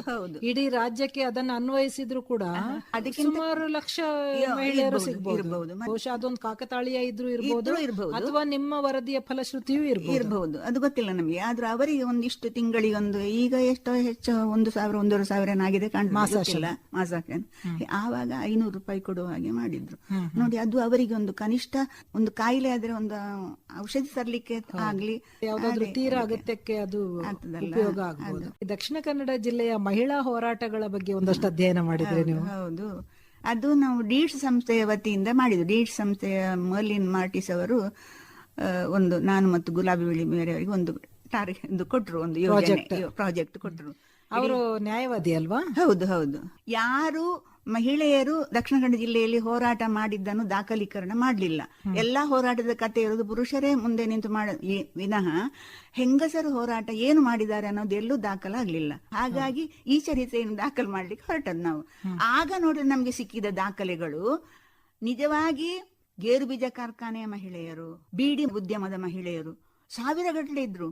ಅವರೆಲ್ಲ ವರ್ಷವೂ ಒಂದು ಕನಿಷ್ಠ ಕೂಲಿಗಾಗಿ, ಹೆರಿಗೆ ಭತ್ಯೆಗಾಗಿ ಪ್ರತಿ ವರ್ಷ ಹೋರಾಟ, ಸ್ಟ್ರೈಕ್ ಮಾಡಿದ ಕಥೆಗಳುಂಟಲ್ಲ, ಅದು ಅದ್ಭುತ. ಅದು ಅನಕ್ಷರಸ್ಥರು ಇದ್ದಾರೆ ನೋಡಿ ಅದರಲ್ಲಿ. ಅನಕ್ಷರಸ್ಥ ಮಹಿಳೆಯರು ಮಾಡಿದ ಹೋರಾಟ ಅದು ದಾಖಲೆ ಆಗ್ಲಿಲ್ಲ. ಅಷ್ಟು ಮಾತ್ರ ಅಲ್ಲ, ಈ ದಲಿತ ಮಹಿಳೆಯರು ಬರೇ ಒಂದು ಮೀನು ಒಣಗಿಸುವ ಜಾಗಕ್ಕಾಗಿ ಮಲ್ಪೆಯಲ್ಲಿ ಹೋರಾಟ ಮಾಡಿದ ಕತೆ ಅದು ಇನ್ನೂ ಗಟ್ಟಿಯ ಕತೆ. ಒಂದು ಮೀನು ಒಣಗಿಸ್ಲಿಕ್ಕೆ ಅವರಿಗೆ ಜಾಗ ಕೊಡ್ಲಿಲ್ಲ ಅಂತ ಹೋರಾಟ ಮಾಡಿದ್ರು, ಕೇಳಲಿಲ್ಲ ಅಂತ ಅಧಿಕಾರಿಗಳು MLA ಬರುವ ವಾಹನ ಬರುವಾಗ ರಸ್ತೆಗೆ ಅಡ್ಡ ಮಲಗಿ ಹೋರಾಟ ಮಾಡಿ ಆಮೇಲೆ ಅವರಿಗೆ ಮೀನು ಒಣಗಿಸುವ ಜಾಗ ಸಿಕ್ಕಿದ್ದು. ಆಯ್ತಾ ನೋಡಿ, ಈ ಕಥೆಗಳೆಲ್ಲ ಯಾರೂ ದಾಖಲು ಮಾಡಲಿಲ್ಲ. ಇಂತಹ ಹೋರಾಟದ ಕಥೆಯನ್ನು ಒಂದಷ್ಟು ನಾವು ಡೀಡ್ ಸಂಸ್ಥೆ ವತಿಯಿಂದ ದಾಖಲೀಕರಣ ಮಾಡಿದ್ದೇವೆ. ಎಲ್ಲ ಬಿಟ್ಟು MRPL ನವರು ಕಾರ್ಖಾನೆಗಳಿಂದ ತ್ಯಾಜ್ಯಗಳನ್ನೆಲ್ಲ ಸಮುದ್ರಕ್ಕೆ ಬಿಡುವಂತಹ ಸಮಯದಲ್ಲಿ ಆಗ ಮೊಗವೀರ ಮಹಿಳೆಯರು ಮಾಡಿದ ಹೋರಾಟ ಉಂಟಲ್ಲ, ಅದು ಅದ್ಭುತ. ರಾತ್ರಿ ಹಗಲು ಕೂತ ಹಾಗೆ ಮಾಡಿದ್ದಾರೆ ಅವರು. ಈಗಲೂ ಆ ಹೋರಾಟ ಪೂರ್ಣ ನಿಂತಿದೆ ಅಂತಲ್ಲ, ಈಗಲೂ ಸ್ವಲ್ಪ ಹೇಳ್ತಾ ಇದೆ ಒಂದಷ್ಟು. ಆದ್ರೂ ಆ ಕಾಲಕ್ಕೆ ಅವರು ನಿಲ್ಲಿಸಿದ್ದಾರೆ ಹೆಂಗಸರು. ಗಂಡಸರು ಹೆಂಗಸರು, ಅದರಲ್ಲಿ ಹೆಂಗಸರ ಸಂಖ್ಯೆ ಜಾಸ್ತಿ, ಮಗುವಿನ ಮಹಿಳೆಯರೇ ಜಾಸ್ತಿ ಇದ್ದದ್ದು. ಹಿಂದಿನಿಂದ ಗಂಡಸರು ಇದ್ದಾರೆ ತುಂಬಾ ಮಂದಿ, ಆದ್ರೆ ಎದುರು ಕಾಣಿಸುವುದು ಎಲ್ಲ ಈ ಹೆಂಗಸರೇ. ಒಂದು ಕತೆ ಹೇಳ್ಬೇಕಾ, ನಮ್ಮ ಮಂಗಳೂರಿನ DC ಆಫೀಸಿನ ಗೇಟ್ ಅನ್ನು ಮುರಿದದ್ದು ಒಳಗೆ ನುಗ್ಗಿದ್ದಾರೆ ಹೆಂಗಸರು. ಪೊಲೀಸರ ಲಾಠಿಯನ್ನು ಎಳೆದು ಮಾರ್ಗದ ಮಧ್ಯದಲ್ಲೇ ಒಲೆ ಹೂಡಿ ಅಲ್ಲೇ ಅಡಿಗೆ ಮಾಡಿ, ಅಲ್ಲೇ ಊಟ ಮಾಡಿ, ಅಲ್ಲೇ ಮಲಗಿ ಈಗೆಲ್ಲ ಮಾಡಿದ್ದಾರೆ ಆ ಕಾಲದ ಮಹಿಳಾ ಹೋರಾಟಗಾರ್ತಿಯರು. ನೋಡಿ, ಇದೆಲ್ಲ ದಾಖಲಾಗಬೇಡ್ವಾ? ಈ ನಮ್ಮ ಬೀಡಿ ಮಹಿಳೆಯರದು, ಗೇರು ಬೀಜ ಕಾರ್ಖಾನೆ ಮಹಿಳೆಯರದು, ಕಾಫಿ ಕಾರ್ಖಾನೆ ಮಹಿಳೆಯರು, ಇವರದ್ದೆಲ್ಲ 70ರ ದಶಕದದ್ದು ಸುಮಾರಾಗಿ. ಆ ಕಾಲ ಸ್ವಲ್ಪ ಕಮ್ಯುನಿಸ್ಟರ ಪ್ರಭಾವ ಸ್ವಲ್ಪ ಇತ್ತು. ಹಂಚಿನ ಕಾರ್ಖಾನೆಗಳಲ್ಲಿ ಮಹಿಳೆಯರು ದುಡಿತಿರ್ಲಿಲ್ವಾ? ಹಂಚಿನ ಕಾರ್ಖಾನೆಯಲ್ಲಿ ಹೆಚ್ಚು ಇದ್ರು, ಆದ್ರೆ ಅಲ್ಲಿ ಸಂಖ್ಯೆ ಕಡಿಮೆ, ಇಲ್ಲಿ ಅಷ್ಟಿಲ್ಲ. ಆ ಕಾಲದಲ್ಲಿ ಹೆಣ್ಣು ಮಕ್ಕಳಿಗೆ ಕೆಲಸ ಸಿಗ್ತಾ ಇದ್ದದೇ ಬೀಡಿ ಕಾರ್ಖಾನೆಗಳಲ್ಲಿ ಮತ್ತೆ ಗೋಡಂಬಿ ಕಾರ್ಖಾನೆ, ನಮ್ ಕಡೆ ಗೇರು ಬೀಜ ಕಾರ್ಖಾನೆ. ಹೌದು, ಆ ದೊಡ್ಡ ದೊಡ್ಡ ಕಾರ್ಖಾನೆಗಳೆಲ್ಲ ಈಗ ಬಂದಾಗಿವೆ. 1000 ಗಟ್ಟಲೆ ಹೆಂಗಸರು ದುಡಿತಿದ್ರು. ಈಗ ಮಂಗಳೂರಲ್ಲಿ ಕುಲಶೇಖರದಲ್ಲಿ ಕಾರ್ಖಾನೆ ಇದ್ರೆ ಬಿಜೆಯಿಂದ ಪಡೀಲ್ ಅಷ್ಟು ದೂರ ನಡ್ಕೊಂಡು ಬರ್ತಿದ್ರು. ಹೆಂಗಸರು ಸ್ವಾವಲಂಬಿಗಳಾಗ್ಲಿಕ್ಕೆ ಆ ಕಾಲದ ಈ ಕಾರ್ಖಾನೆಗಳು ಒಂದಷ್ಟು ಹೆಲ್ಪ್ ಮಾಡಿದ್ವು. ಮತ್ತೆ ಸಂಸಾರವನ್ನು ಒಂದಷ್ಟು ಅದರಲ್ಲೂ ವಿಶೇಷವಾಗಿ ಹಿಂದುಳಿದ ವರ್ಗದ ಮತ್ತು ದಲಿತ ವರ್ಗದ ಹೆಣ್ಮಕ್ಕಳು ಒಂದಿಷ್ಟು ಸ್ವಾವಲಂಬಿಗಳಾಗ್ಲಿಕ್ಕೆ ಮತ್ತು ಅವರ ಮನೆಯ ಮಕ್ಕಳು ಶಾಲೆ ಮೆಟ್ಲು ಹತ್ತುವಂತಾದದ್ದು ಈ ಕಾರ್ಖಾನೆಗಳ ಕಾರಣದಿಂದಾಗಿ ಅಂತ ನನ್ನ ನಂಬಿಕೆ. ಇದು ನೀವು ನಿಮ್ಮ ಅಧ್ಯಯನಗಳಿಂದ ಕಂಡುಕೊಂಡ ಸತ್ಯ ಕೂಡ. ಹೌದು ಹೌದು. ಶ್ರೋತೃಗಳೇ, BM ರೋಹಿಣಿ ಅವರ ಜೊತೆ ನಿವೃತ್ತಿ ಜೀವನ, ಸಾಹಿತ್ಯ ಮತ್ತು ಸಾಂಸ್ಕೃತಿಕ ಚಟುವಟಿಕೆಗಳು ಹಾಗೆ ಸಂಶೋಧನೆಯ ಕ್ಷೇತ್ರ ಕಾರ್ಯಗಳ ಕುರಿತು ಇನ್ನಷ್ಟು ಮಾತಾಡಲಿಕ್ಕಿದೆ.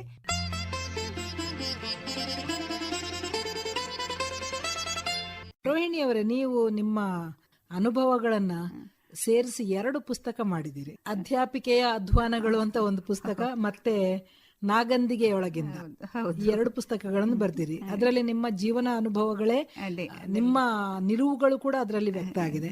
ಆ ಪುಸ್ತಕಗಳ ಬಗ್ಗೆ ಸ್ವಲ್ಪ ಹೇಳಿ. ನಿಜವಾಗಿ ನೋಡಿದ್ರೆ ಅಧ್ಯಾಪಿಕೆ ಅಧ್ವಾನಗಳು ನಾನು ರಿಟೈರ್ ಆದ ಕೂಡಲೇ ಆ ಕಾಲದಲ್ಲೇ ನನಗೆ ಅದನ್ನು ಬರಿಬೇಕು ಅಂತಿತ್ತು, ಬರ್ದೆ. ನನಗೆ ತುಂಬಾ ಬರಿಬೇಕು ಅಂತಿತ್ತು ಎಲ್ಲ ಅನುಭವಗಳನ್ನು. ಆ ಪ್ರಕಾಶಕರು ಹೇಳಿದ್ರು, ಬೇಡ ಮೇಡಮ್, ಅದು ನೀವು ಎಲ್ಲ ಅಷ್ಟು ವಿವರ ಬರಿಬೇಡಿ ಅಂತ ಕೆಲವು ಕಟ್ ಮಾಡಿದ್ರು. ಅಂತೂ ಪ್ರಕಾಶಕರು ಅದನ್ನು ಮುದ್ರಿಸಿದ್ರು. ಆದ್ರೆ ನನಗೆ ಮತ್ತೆ ಮತ್ತೆ ನನ್ನ ಸ್ವಂತ ಕೆಲವು ಅನುಭವಗಳಲ್ಲಿ ಹೇಳಲಿಕ್ಕೆ ಆಗ್ಲಿಲ್ಲಲ್ಲ ಅಂತ ಇತ್ತು ಮನಸ್ಸಲ್ಲಿ. ಅದು ಬರಿತೆ ಅಂತ ನಾನು ಖಂಡಿತ ನೆನೆಸ್ಲಿಲ್ಲ. ಅತ್ರಿಯವರು, ಅಶೋಕ್ ವರ್ಧನ್ ಅವರು ಒಮ್ಮೆ ಹೇಳಿದ್ರು, ನೋಡಿ ನೀವೆಲ್ಲ ನಿಮ್ಮ ಅನುಭವಗಳನ್ನು ಬರೀರಲ್ಲ ನಮ್ಮ ಬ್ಲಾಗಿಗೆ, ನಾವು ಹಾಕ್ತೇವೆ ಅಂತ ಹೇಳಿದ್ರು. ಅದು ನನಗೆ ಒಂಥರ ಪುಷ್ ಕೊಟ್ಟ ಹಾಗಾಯ್ತು, ಪ್ರೋತ್ಸಾಹ ಕೊಟ್ಟ ಹಾಗಾಯ್ತು. ಆ ಬ್ಲಾಗಿಗೆ ಬರೀಲಿಕ್ಕೆ ಶುರು ಮಾಡಿದ್ದು ನಾನು ನನ್ನ ಅನುಭವಗಳನ್ನು. ಅತ್ರಿ ಬುಕ್ ಸೆಂಟರ್ ಎಂಬ ಬ್ಲಾಗಿಗೆ ಬರೀಲಿಕ್ಕೆ ಶುರು ಮಾಡಿದ್ದು. ಹಾಗೆ ಅದು ಕಂತು ದೀಪದಡಿ ಕತ್ತಲು ಅಂತ. ಹೌದು ಹೌದು, ಅದು ಅವರು ಹಾಗೆ ಹೆಡ್ಡಿಂಗ್ ಕೊಟ್ಟಿದ್ರು. ಆಮೇಲೆ ಅದು ಆದ ಮೇಲೆ ಅದನ್ನು ಪುಸ್ತಕ ರೂಪದಲ್ಲಿ ಮಾಡುವ ಅಂತ ಅವರೇ ಪ್ರೋತ್ಸಾಹ ಕೊಟ್ಟರು, ನೀವು ಮಾಡಿ ಅಲ್ಲ ಇದನ್ನು ಪುಸ್ತಕ ಅಂತ ಹೇಳಿ. ಹಾಗೆ ಅದು ಹೇಗೂ ಅವರು ಬರವಣಿಗೆ ಮಾಡಿದಲ್ಲಿ ಇತ್ತಲ್ವಾ, ಮುದ್ರಿತವಾಗಿತ್ತು. ಹೌದು ಹೌದು, ಅದನ್ನ ಹಾಗೆ ಮಾಡಿದ್ದು. ಅಂತೂ ಅದು ನನಗೆ ನನ್ನ ಒಳಗಿನ ಬೇಗುದಿ ಇತ್ಯಾದಿ ಎಲ್ಲವನ್ನ ಅಲ್ಲದಿದ್ರು ಒಂದು 50% ಹೇಳಿಕೊಳ್ಳಿಕ್ಕೆ ಒಂದು ವೇದಿಕೆ ಸಿಕ್ಕಿದೆ ಆ ಬ್ಲಾಗ್ ಅಲ್ಲಿ. ಅದು ಮತ್ತೆ ಪುಸ್ತಕವೂ ಆಯ್ತು. ಹೆಚ್ಚಿನವರಿಗೆ ಒಂಥರ ಖುಷಿ ಕೊಟ್ಟಿತ್ತು, ಯಾಕಂದ್ರೆ ಒಬ್ಬ ಶಿಕ್ಷಕಿಯಾಗಿ ಇಂಥ ಅನುಭವಗಳು ಎಲ್ಲ ಇವರಿಗೆ ಉಂಟಲ್ಲ ಅಂತೇಳಿ. ನಿಮ್ಮ ಪುಸ್ತಕ ನಾಗಂದಿಗೆಯೊಳಗಿಂದ ಅಂತ ಶೀರ್ಷಿಕೆಯಲ್ಲಿ ಪ್ರಕಟ ಆಯ್ತು. ಅದನ್ನೇ ಮತ್ತೆ ಕೊಂಕಣಿಗೂ ಅನುವಾದ ಮಾಡಿದ್ರು, ಮಾಲಿ ಮಿರಾಂದ ಅಂತ. ನಿಮ್ಮ ಗೆಳತಿ ಅಲ್ವಾ ಅವರು, ಲೇಖಕಿ. ನಿಮ್ಮ ಬಗ್ಗೆ ತುಂಬಾ ಜನರಿಗೆ, ಬೇರೆ ಭಾಷೆಗಳ ಜನರಿಗೂ ತಿಳಿಯುವ ಹಾಗಾಯ್ತು. ವೇಶ್ಯಾವಾಟಿಕೆಯ ಕುರಿತಾದ ಒಂದು ಪುಸ್ತಕ ಬರೆದಿದ್ದೀರಲ್ವಾ? ಹೌದು, ವೇಶ್ಯಾವಾಟಿಕೆಯ ಕಥೆ ವ್ಯಥೆ ಅಂತ. ವೇಶ್ಯಾವಾಟಿಕೆಯ ಕಥೆ ವ್ಯಥೆ ಅಂತ ಒಂದು ಪುಸ್ತಕ ಬರೆದಿದ್ದೀರಿ. ಬಹುಶಃ ಇದು ಕೂಡ ನಿಮ್ಮ ಕ್ಷೇತ್ರ ಕಾರ್ಯ ಮತ್ತೆ ಸಂಶೋಧನಾ ಪ್ರವೃತ್ತಿಯ ಫಲವಾಗಿಯೇ ಇರಬೇಕು ಅಂತ ನಾನು ಅನ್ಕೊಳ್ತೇನೆ. ಅದು 1-2 ವರ್ಷ ಅಲ್ಲ ಮೇಡಮ್, ಅವರೊಟ್ಟಿಗೆ ಸುಮಾರು ಒಂದು 7-8 ವರ್ಷಗಳ ಓಡಾಟ ಇದೆ. ಅಂದ್ರೆ ಆವಾಗ ಅವರನ್ನು ಮೀಟ್ ಆಗೋದು, ಅದು ನನಗೆ ಪ್ರಾರಂಭ. ನಾನು ಅದನ್ನು ಎತ್ತಿಕೊಳ್ಳಿಕ್ಕೆ ಕಾರಣ ಅಂದ್ರೆ ನನ್ನ ಮನೆಯ ಓನರ್ ಆ ವೃತ್ತಿಯಲ್ಲಿದ್ದು, ಬಾಂಬೆಯಲ್ಲಿದ್ದು ಬಹಳ ಕಷ್ಟ ಅನುಭವಿಸಿದವರು. ಅವರ ದುಃಖದ ಕಥೆಯನ್ನು ಕೇಳಿ, ಹಾಗಾದ್ರೆ ಇಲ್ಲಿ ನಡೆಸಿದಲ್ಲಿ ಇದ್ರ ಬಗ್ಗೆ ನಾನು ಯಾಕೆ ಸ್ಟಡಿ ಮಾಡಬಾರ್ದು, ತಿಳ್ಕೊಳ್ಬಾರ್ದು, ಲೈಂಗಿಕ ಕಾರ್ಯಕರ್ತೆಯರ ಬಗ್ಗೆ ನೀವು ಅಧ್ಯಯನ ಹಾಗೆ ಅಧ್ಯಯನ ಮಾಡಿದೆ. ಅದೇ ನನಗೆ ಆಗ ಜೂಡಿತ್ ಮಸ್ಕರೇನಿಯಸ್ ಅಂತ ಇದ್ರು, ಅವರು ಒಂದಷ್ಟು ಅವರನ್ನು ಪರಿಚಯ ಮಾಡಿಕೊಟ್ರು. ಯಾಕಂದ್ರೆ ಅವರೊಂದು ಸಂಘಟನೆ ಇತ್ತು. ಹಾಗೆ ಸುಮಾರು ಮಂದಿ ನನಗೆ ಹೆಲ್ಪ್, ನನ್ನ ಈ ಎಲ್ಲಾ ಅಧ್ಯಯನಗಳ ಹಿಂದೆ ನನಗೊಂದಷ್ಟು ಪ್ರೋತ್ಸಾಹ ತುಂಬುವವರು, ಸಮಾನ ಮನಸ್ಕರು ಮತ್ತೆ ಸಹಾಯ ಮಾಡುವವರು ತುಂಬಾ ಮಂದಿ ಇದ್ರು. ಇಲ್ಲದ ಖಂಡಿತ ಈ ಕೆಲಸ ಆಗ್ತಿರ್ಲಿಲ್ಲ. ಹಾಗಾಗಿ ಇದಕ್ಕಂತೂ ಸುಮಾರು ಒಂಥರ ಹರಿಣಿ ಅಂತ ಒಬ್ಬಳಿದ್ಲು, ಅವಳು ನನ್ನನ್ನು ಹೋಟೆಲುಗಳಿಗೆ ಅವರ ಕೇಂದ್ರಗಳಿಗೆ ಎಲ್ಲ ಕರ್ಕೊಂಡು ಹೋದವಳು ಅವಳು. ಅವಳಿಂದಾಗಿ ನನಗೆ ಬರೀಲಿಕ್ಕಾಯ್ತು. ಮತ್ತೆ ಅವರನ್ನು ಈಗ ಅಲ್ಲಿ ಅವರ ಇದು ಸಂಘಟನೆ ಇದೆ ಮಂಗಳೂರಲ್ಲಿ, ಅಲ್ಲಿ ಹರೀಶ್ ಎಂಬವರು ಕೂಡ ಒಂದಷ್ಟು ಮಂದಿಯನ್ನು ಮೀಟಿಂಗ್ ಆಗುವಾಗ ನನ್ನ ಹತ್ರ ಮಾತಾಡಿ, ಆದ್ರೆ ಒಂದೆರಡು ಸಲ ಮಾತಾಡಿದ್ರೆ ಅವರಿಂದ ಎಲ್ಲವನ್ನು ಹೊರಡಿಸ್ಲಿಕ್ಕೆ ಆಗುದಿಲ್ಲ. ಅವ್ರ ಮನಸ್ಸು ಬಿಚ್ಚಿ ಮಾತಾಡ್ಕೊಳ್ಳೋಕೆ ನಿಮ್ಮ ಪರಿಚಯ ಮಾಡ್ಕೊಳ್ಬೇಕಲ್ಲ. ಶೇಡಿ ವಿಚಾರಗಳು, ಸ್ವಲ್ಪ ಕತ್ತಲೆಯ ವಿಷಯಗಳು ಅಂತ ಹೇಳ್ತೇವಲ್ಲ, ನಿಜವಾಗಿ ಅದು ನೇರ ನೇರ ಮಾತಾಡ್ಲಿಕ್ಕೆ ಯಾರಿಗೂ ಇಷ್ಟ ಆಗೋದಿಲ್ಲ. ವಿಶ್ವಾಸ ಮೂಡ್ಬೇಕು, ನಿಮ್ಮ ಹತ್ರ ಮನಸ್ಸು ಬಿಚ್ಚಿ ಮಾತಾಡ್ಬೋದು ಅನ್ನೋ ವಿಶ್ವಾಸ ಮೂಡಿದ ಮೇಲೆ ಅವರೆಲ್ಲ ಹೇಳ್ಬೇಕು. ಮತ್ತೆ ಅವ್ರು ಹೇಳ್ದ ಹಾಗೆ ಎಲ್ಲ ಬರೀಲಿಕ್ಕೆ ಆಗುತ್ತಾ? ಇಲ್ಲ ಅಲ್ವಾ? ಇಲ್ಲ ಇಲ್ಲ, ಎಲ್ಲ ಬರೀಲಿಕ್ಕೆ ಆಗುದಿಲ್ಲಪ್ಪ. ನಾವು ವೇಶ್ಯಾವಾಟಿಕೆ ಅನ್ನೋ ಶಬ್ದ ಹೇಳ್ಬೋದು, ಲೈಂಗಿಕ ಕಾರ್ಯಕರ್ತೆಯರು ಅಂತ ಶಿಷ್ಟ ಶಬ್ದ ಹೇಳ್ಬೋದು, ಅಥವಾ ಅದು ಅವರಿಗೆ ಅನಿವಾರ್ಯವೂ ಆಗಿರ್ಬೋದು. ಕೆಲವರು ಅನಿವಾರ್ಯ ಅಲ್ಲದೆ ಕೂಡ ಆ ಕ್ಷೇತ್ರಕ್ಕೆ ಹೋದವರು, ಮೋಸದಿಂದ ಅಥವಾ ಕುತಂತ್ರದಿಂದ ತಳ್ಳಲ್ಪಟ್ಟವರೆಲ್ಲ ಬೇರೆ ಬೇರೆ ಇರ್ಬೋದು ಅಂತ ನನ್ನ ಯೋಚನೆ. ನಿಮ್ಮ ಅನುಭವ ಏನು? ನಾವು ಹೈಟೆಕ್ ವೇಶ್ಯರು ಅಂತ ಒಂದು ವರ್ಗವನ್ನು ಬಿಡುವ, ಅವರು ಬೇರೆ. ನಾವೀಗ ಇರೋದು ಬೀದಿಯಲ್ಲಿ ಕೆಲಸ ಮಾಡುವ ವೇಶ್ಯರ ಬಗ್ಗೆ ಮಾತ್ರ, ಮತ್ತು ಅನಿವಾರ್ಯವಾಗಿ ಬದುಕಿಗೆ ಬೇರೆ ದಾರಿಯೇ ಇಲ್ಲಂತಾಗಿ ಬಂದವರನ್ನು ಮಾತ್ರ ತುಂಬಾ ಮಂದಿಯನ್ನು ಮೀಟ್ ಆಗಿದ್ದೇನೆ. ಆದ್ರೆ ಅವರ ಬದುಕಿನ ಕತೆಗಳನ್ನೆಲ್ಲ ಕೇಳುವಾಗ, ಮತ್ತೆ ಕೆಲವರು ನಾನು ಹತ್ರ ಹೋಗಿ ನೋಡಿದ್ದೇನೆ ಕೂಡ, ಅವರ ಮನೆಯ ಸ್ಥಿತಿ ಇತ್ಯಾದಿಗಳು ನೋಡಿದ್ದೇನೆ ಕೂಡ. ಮನುಷ್ಯ ಇಷ್ಟೊಂದು ಕ್ರೂರ ರೀತಿಯಲ್ಲಿ ದೌರ್ಜನ್ಯ ಮಾಡ್ಲಿಕ್ಕೆ ಸಾಧ್ಯವಾ ಅಂತ ಅನಿಸುವಷ್ಟು ಹಿಂಸೆ ಅನುಭವಿಸಿದ್ದಾರೆ ಅವರು. ಅದನ್ನೆಲ್ಲ ಬರೀಲಿಕ್ಕೆ ಆಗ್ತದ? ಅವರಿಗೆ ಅದರಿಂದ ಹೊರಗೆ ಬರ್ಲಿಕ್ಕೆ ದಾರಿ, ಅವರಿಗೆ ಮನಸ್ಸಿದೆ, ಬಂದ್ರೆ ಅವರಿಗೆ ಬದುಕಲಿಕ್ಕೆ ದಾರಿಯೇ ಇಲ್ಲ. ಸ್ವೀಕಾರವೇ ಮಾಡುದಿಲ್ಲ ಸಮಾಜ ಅವರನ್ನು. ಅನಿವಾರ್ಯವಾಗಿ ಅವರಲ್ಲೇ ಮುಂದುವರಿಬೇಕು. ಕೊನೆಗೆ ಅವರು ಕಾಯಿಲೆಯಾಗಿ ಮಾರ್ಗದಲ್ಲಿ ಬಿದ್ದು ಸತ್ತ ಘಟನೆಗಳು ಕೂಡ ನನ್ನ ಅಧ್ಯಯನ ಸಮಯದಲ್ಲಿ ನಾನು ಕಂಡಿದ್ದೇನೆ. ಇದಕ್ಕೆ ಯಾರು ಕಾರಣ? ಕೇವಲ ಅವಳನ್ನೇ ನಾವು ದೂರಿದ ಸಾಕ? ಈ ಎಲ್ಲ ಪ್ರಶ್ನೆಗಳಿಗೆ ಉತ್ತರ ಇಲ್ಲ ಮೇಡಮ್. ಅದಕ್ಕೆಲ್ಲ ನಾನು ಮನಸ್ಸಿಗೆ ತುಂಬಾ ತುಂಬಾ ಕೊರಗಿ ಹಚ್ಚಿಕೊಂಡದ್ದು ಆ ಅಧ್ಯಯನದಲ್ಲಿ ಮಾತ್ರ. ನನಗೆ ಸಹಿಸಲಿಕ್ಕೆ ಸಾಧ್ಯ ಇಲ್ಲದಂತ ಕೆಲವು ಘಟನೆಗಳೆಲ್ಲ ನೋಡಿದ್ದೇನೆ, ಮತ್ತೆ ಅವ್ರ ಕೇಳಿದ್ದೇನೆ, ಸ್ವತಃ ಕಂಡಿದ್ದೇನೆ ಕೂಡ ಕೆಲವರನ್ನು. ನಮ್ಮ ಸಮಾಜದ ಒಂದು ಕರಾಳ ಮುಖ ನಿಮ್ಗೆ ಅಲ್ಲಿ ದರ್ಶನ ಆಗಿದೆ. ಮತ್ತೆ ಅದು ಕರಾಳ ಮುಖವನ್ನು ಯಾವ ರೀತಿಯಿಂದಲೂ ತೆಗೀಲಿಕ್ಕೆ ಸಾಧ್ಯ ಇಲ್ಲ. ಅದಕ್ಕೆ ಶಮನ ಮಾಡಬೇಕು ಅಂತ ಈಗ ಅದನ್ನು ಏನೋ ತಗ್ಗಿಸಬಹುದಾ? ಅವರ ಬದುಕು ಸಹನೀಯ ಆಗುವ ಹಾಗೆ ಮಾಡ್ಬೇಕಾದ್ರೆ ನಮ್ಮಿಂದ ಮಾಡ್ಲಿಕ್ಕೆ ಆಗುದಿಲ್ಲ ಅಂತ ಹೌದು. ಈಗ ಅವರಿಗೆ ಮೊದಲೆಲ್ಲ ಪೊಲೀಸರಿಂದ ಹಿಡಿದು ಅವರ ಮೇಲೆ ದೌರ್ಜನ್ಯ ಆಗ್ತಾ ಇತ್ತು. ಈಗ ಪೊಲೀಸರಿಂದ ದೌರ್ಜನ್ಯ ಆಗುದಿಲ್ಲ. ಯಾಕಂದ್ರೆ ವೇಶ್ಯಾವಾಟಿಕೆ ಅಪರಾಧ ಅಲ್ಲ ಅಂತಾಗಿದೆ ಈಗ ಇತ್ತೀಚಿನ ವರ್ಷಗಳಲ್ಲಿ. ಇಷ್ಟ ಇದ್ದವನ ಜೊತೆಯಲ್ಲಿ ಇರಬಹುದು, ಹಾಗಾಗಿ ಪೊಲೀಸ್ನವರು ದೌರ್ಜನ್ಯ ಮಾಡುದಿಲ್ಲ. ಈಗ ಹಿಡ್ಕೊಂಡು ಹಾಕ್ತಾರೆ, ಬೇರೆ ಕೇಸ್ ಹಾಕಿ, ಬೇರೆ ಸೆಕ್ಷನ್ ಹಾಕಿ, ಆದ್ರೆ ಅವರು ದೌರ್ಜನ್ಯ ಮಾಡುದು ಕಡಿಮೆ ಆಗಿದೆ ಈಗ. ಹಾಗೆ ನೋಡಿದ್ರೆ ಅದೊಂದು ಸ್ವಲ್ಪ ಮಟ್ಟಿಗೆ ಉತ್ತಮ ಬೆಳವಣಿಗೆ. ಹೌದು, 3-4 ವರ್ಷದ ಹಿಂದೆ ಬಂದ ಕಾನೂನದು. ಆದ್ರೆ ಅಷ್ಟಕ್ಕೆ ನಾವು ಸುಮ್ಮನಾಗ್ಲಿಕ್ಕೆ ಸಾಧ್ಯ ಇಲ್ಲ ಮೇಡಮ್. ಅವರನ್ನು ಎಲ್ಲೆಲ್ಲಿಗೆ ಕರ್ಕೊಂಡು ಹೋಗಿ ಎಲ್ಲೆಲ್ಲಿ ಯೂಸ್ ಮಾಡಿ ಕೊಂದು ಹಾಕಿದ, ನಾನು ಮೀಟ್ ಮಾಡಿದ ಹುಡುಗಿಯ ಗೆಳತಿಯನ್ನೊಬ್ಬಳನ್ನು ಎಲ್ಲೋ ಕರ್ಕೊಂಡು ಹೋಗಿ ಪ್ರಪಾತಕ್ಕೆ ದೂಡಿದ ಘಟನೆಯನ್ನು ಕೂಡ ಹತ್ತು ಹೇಳ್ತಾಳೆ, ಹೀಗೆಲ್ಲ ಅನುಭವಿಸಿದ್ದೇವೆ ನಾವು ಅಂತ. ಅವಳು ಸತ್ತಿದ್ದಾಳೆ. ಗೆಳತಿಯ ಕಥೆಯನ್ನು ಇವಳು ಹೇಳುವಾಗ ಅಯ್ಯೋ ಹೀಗೂ ಮಾಡ್ತಾರಾ, ತಮಗೆ ಬೇಕಾದಷ್ಟು ಬಳಸಿ ಆಮೇಲೆ ಪ್ರಪಾತಕ್ಕೆ ತಳ್ಳಿರೋದು, ದೊಡ್ಡ ಪ್ರಪಾತಕ್ಕೆ ತಳ್ಳಿದ್ದು. ಹಾಗೆ ಹೋಟ್ಲಿಗೆ ಕರ್ಕೊಂಡು ಹೋಗಿ ಎಲ್ಲವನ್ನು ದೋಚಿ ಬೀಗ ಹಾಕಿ ಕರ್ಕೊಂಡು ಹೋಗುದು, ಪರ್ಸಿನಿಂದ ಹಿಡಿದು ಎಲ್ಲ ತಕೊಂಡು ಅಮಲ ಪದಾರ್ಥ ಕೊಟ್ಟಿರ್ತಾರೆ, ಎಲ್ಲ ದೋಚಿ ಬೀಗ ಹಾಕಿ ಹೊರಗಿಂದ ಬೀಗ ಹಾಕಿ ಹೋಗುದು. ಈ ತರದ್ದು ಘಟನೆಗಳು ಅದನ್ನು 2-3 ಹೇಳಿದಾರೆ ನಮ್ಗೆ ಹಾಗಾಗಿದೆ ಅಂತ. ನಾನು ಎಚ್ಚರ ಇದ್ದದರಿಂದ ಬದುಕಿದೆ, ಇಲ್ಲದ್ರೆ ನಾನು ಸಾಯ್ತಿದ್ದೆ ಅಂತ ಹೇಳಿ. ಅಂತೂ ಹೆಂಗಸರನ್ನು ಕಾಮಕ್ಕಾಗಿ ಹೇಗೆ ಕ್ರೌರ್ಯವಾಗಿ ಬಳಸಿಕೊಳ್ತಾರೆ ಅಂತ ನಮ್ಮ ಈ ವೇಶ್ಯರ ಕಥೆಗಳನ್ನು ಕೇಳುವಾಗ ಗೊತ್ತಾಗ್ತದೆ. ನೀವು ಸ್ತ್ರೀ ಸಂವೇದನೆಗೆ ಸಂಬಂಧಪಟ್ಟ ಹಾಗೆ ಸಾಕಷ್ಟು ಕೆಲಸ ಮಾಡಿದ್ದೀರಿ ಅಂತ ನಿಮ್ಮ ಮಾತುಗಳಲ್ಲೇ ಗೊತ್ತಾಗುತ್ತೆ. ಬರೇ ಸ್ತ್ರೀ ಸಂವೇದನೆ ಅಂತ ಹೇಳುವುದಕ್ಕಿಂತ ಈ ಸಾಮಾಜಿಕ ಸಂವೇದನೆಯ ಬಗ್ಗೆ ನೀವು ಪ್ರಶ್ನೆ ಮಾಡಿದ್ದೀರಿ ನಿಮ್ಮ ಕೃತಿಗಳಲ್ಲಿ. ಹೆಚ್ಚಾಗಿ ಸ್ತ್ರೀಯರನ್ನು ನೀವು ಪ್ರಮುಖ ಅಧ್ಯಯನದ ವಿಷಯ ಮಾಡಿಕೊಂಡಾಗ ಈ ಸಮಾಜವನ್ನೇ ಪ್ರಶ್ನಿಸಿದ್ದೀರಿ ಎಷ್ಟೋ ಸಲ ಅಲ್ವಾ? ರೋಹಿಣಿ ಅವರೇ, ನಿಮ್ಮ ಸಾಕಷ್ಟು ಸಾಹಿತ್ಯ ಕೃತಿಗಳಿಗೆ ಮತ್ತೆ ನಿಮ್ಮ ಸಮಾಜ ಸೇವೆ, ನಿಮ್ಮ ಈ ಕ್ಷೇತ್ರ ಕಾರ್ಯ, ಸಂಶೋಧನೆ, ಇದಕ್ಕೆಲ್ಲ ಸ್ಪಂದನೆ ತುಂಬಾ ಚೆನ್ನಾಗಿ ಬಂದಿದೆ. ಮತ್ತೆ ನಿಮ್ಮ ಕೃತಿಗಳಿಗೆ ಸಾಕಷ್ಟು ಪ್ರಶಸ್ತಿಗಳು ಕೂಡ ಬಂದಿವೆ. ಸ್ವಲ್ಪ ಪ್ರಶಸ್ತಿಗಳ ಬಗ್ಗೆ ಮಾತಾಡೋಣ.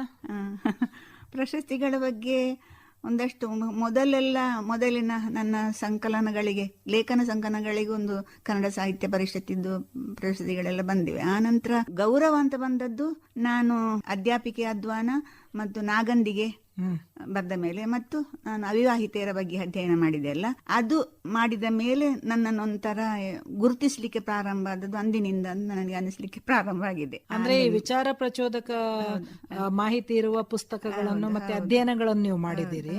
ಅದು ಕೂಡ ನಮ್ಮ ಸಾಮಾಜಿಕ ಸಾಂಸ್ಕೃತಿಕ ಅಧ್ಯಯನ ಕೂಡ ಆಗುತ್ತೆ, ಮಹಿಳೆಯರ ಅಧ್ಯಯನವೂ ಆಗುತ್ತೆ, ಆರ್ಥಿಕ ಸಾಮಾಜಿಕ ಸ್ಥಿತಿಗತಿಯ ಚಿತ್ರವೂ ಆಗುತ್ತೆ ಅಲ್ವಾ. ವೈಚಾರಿಕ ಬರಹಗಳಿಗೆ ಪುಸ್ತಕಗಳಿಗೆ ಹೆಚ್ಚು ನಿಮ್ಗೆ ಪ್ರಶಸ್ತಿಗಳು ಬಂದಿವೆ ಅಲ್ಲ. ಇತ್ತೀಚೆಗೆ ಒಂದಷ್ಟು ಪ್ರಶಸ್ತಿಗಳು ಬಂದ ಹಾಗೆ ಮಾಧ್ಯಮದಲ್ಲಿ ನಾನು ಗಮನಿಸಿದೆ. ನೀವು ಹೇಳ್ತಾ ಇಲ್ಲ ಹೆಸರುಗಳನ್ನ.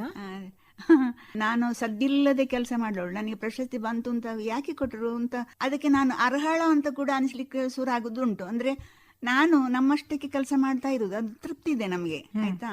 ಪ್ರಶಸ್ತಿ ಕೊಟ್ಟ ಮೇಲೆ ಅಯ್ಯೋ ಆ ಪ್ರಶಸ್ತಿಗೆ ಸರಿಯಾಗಿ ನಾವು ಗೌರವದಲ್ಲಿ ಬರ್ದಿದ್ದೇವಾ, ನನ್ನ ಪುಸ್ತಕಕ್ಕೆ ಅಷ್ಟು ಗೌರವ ಉಂಟ, ನನಗೆ ಪ್ರಶ್ನೆ ಬರ್ತಾ ಉಂಟು.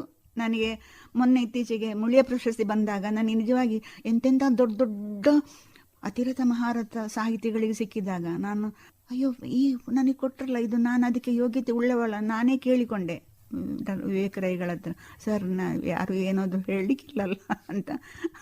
ಹಾಗೆ ನನಗೆ ಒಂಥರ ಸಂಕೋಚ ಆಗ್ಲಿಕ್ಕೆ ಪ್ರಾರಂಭ ಆಗ್ತಾ ಇದೆ. ಹಾಗೆ ನೋಡಿದ್ರೆ ನಿಜವಾದ ಸಾಧಕರಿಗೆ ಸ್ವಲ್ಪ ಸಂಕೋಚ ಮುಜುಗರ ಜಾಸ್ತಿ. ಆಮೇಲೆ ಪ್ರಶಸ್ತಿಗಾಗಿ ಲಾಬಿ ಮಾಡಿಕೊಂಡು ಒದ್ದಾಡಿಕೊಂಡು ಪ್ರಶಸ್ತಿ ಪಡೆಯುವ ವರ್ಗವೇ ಬೇರೆ ಇದೆ. ನಮ್ಮದು ಕೆಲಸ ಮಾಡ್ತಾ ಇರೋ ನಾನು ನೀವು ಹೆಸರುಗಳನ್ನು ನೇರವಾಗಿ ಹೇಳ್ತಾ ಇಲ್ಲ, ನಾನು ಒಂದಷ್ಟು ನನಗೆ ಗೊತ್ತಿರೋ ಹಾಗೆ ಕೆಲವು ಪ್ರಶಸ್ತಿಗಳು ಅಂದ್ರೆ ಮೌಲಿಕ ಪ್ರಶಸ್ತಿಗಳು ಅಂತ ಅನಿಸುವಂತ ಒಂದಷ್ಟು ಪ್ರಶಸ್ತಿಗಳು ಕೂಡ ನಿಮ್ಗೂ ಬಂದಿರೋದು ನನ್ಗೆ ಗೊತ್ತು. ಯಾಕಂದ್ರೆ ನೀವೊಂದು ಕಡಿಮೆ ಅಂತ ಹೇಳಿದ್ರು ಒಂದು 60 ವರ್ಷಗಳಿಂದ ಈ ಸಾಹಿತ್ಯ ಕ್ಷೇತ್ರದಲ್ಲಿ ಮತ್ತೆ ನೀವು ಒಂದೇ ಕ್ಷೇತ್ರಕ್ಕೆ ಅಂಟಿಕೊಂಡಿಲ್ಲ. ನೀವು ಕಥೆಯಿಂದ ಹಿಡಿದು ಕವಿತೆಗಳಿಂದ ಹಿಡಿದು ನಾಟಕಗಳಿಂದ ಹಿಡಿದು ಸಂಶೋಧನಾತ್ಮಕ ಕೃತಿಗಳಿಂದ ಹಿಡಿದು ನಿಮ್ಮ ಆತ್ಮಕಥೆ ಎಲ್ಲವೂ ಅಲ್ಲಿ ಬಂದಿದೆ. ಅಧ್ಯಯನಗಳೇ ಬಹಳ ಜಾಸ್ತಿ ಇವೆ ಅಂತ ನನಗೆ ಅನಿಸುತ್ತೆ. ಹಾಗೆ ನಿಮ್ಮ ಸ್ತ್ರೀ ಸಂವೇದನೆ ಕೃತಿಗೆ ಕನ್ನಡ ಸಾಹಿತ್ಯ ಪರಿಷತ್ತಿನ ದತ್ತಿನಿಧಿ ಪ್ರಶಸ್ತಿ ಬಂದಿದೆ. ಸ್ತ್ರೀ ಶಿಕ್ಷಣ ಸಂಸ್ಕೃತಿ ಕೃತಿಗೆ ದಕ್ಷಿಣ ಕನ್ನಡ ಜಿಲ್ಲಾ ಸಾಹಿತ್ಯ ಸಮ್ಮೇಳನದಲ್ಲಿ ಆ ವರ್ಷದ ಶ್ರೇಷ್ಠ ಕೃತಿ ಅಂತ ಒಂದು ಪ್ರಶಸ್ತಿ ಬಂದಿದೆ. ಸಾಹಿತ್ಯ ಸೇವೆಗಾಗಿ ನಿಮಗೆ ಮೌಲ್ಯ ಗೌರವ ಪ್ರಶಸ್ತಿ ಬಂದಿದೆ. ಮತ್ತೆ ಹಿರಿಯ ಸಾಹಿತಿ ಹಿರಿಯ ಲೇಖಕಿ ಅಂತ ಸುಮಾರು ಸಂಘ ಸಂಸ್ಥೆಗಳು ನಿಮ್ಮನ್ನು ಗೌರವಿಸಿದ್ದಾರೆ. ವೀರರಾಣಿ ಅಬ್ಬಕ್ಕ ಪ್ರಶಸ್ತಿ ಅಂತೂ ದೊಡ್ಡ ಪ್ರಶಸ್ತಿ ನಿಮ್ಗೆ ಬಂದಿದೆ. ಹಾಗೆ ಕಾಂತಾವರ ಸಾಹಿತ್ಯ ಪ್ರಶಸ್ತಿಯು ಬಂದಿದೆ.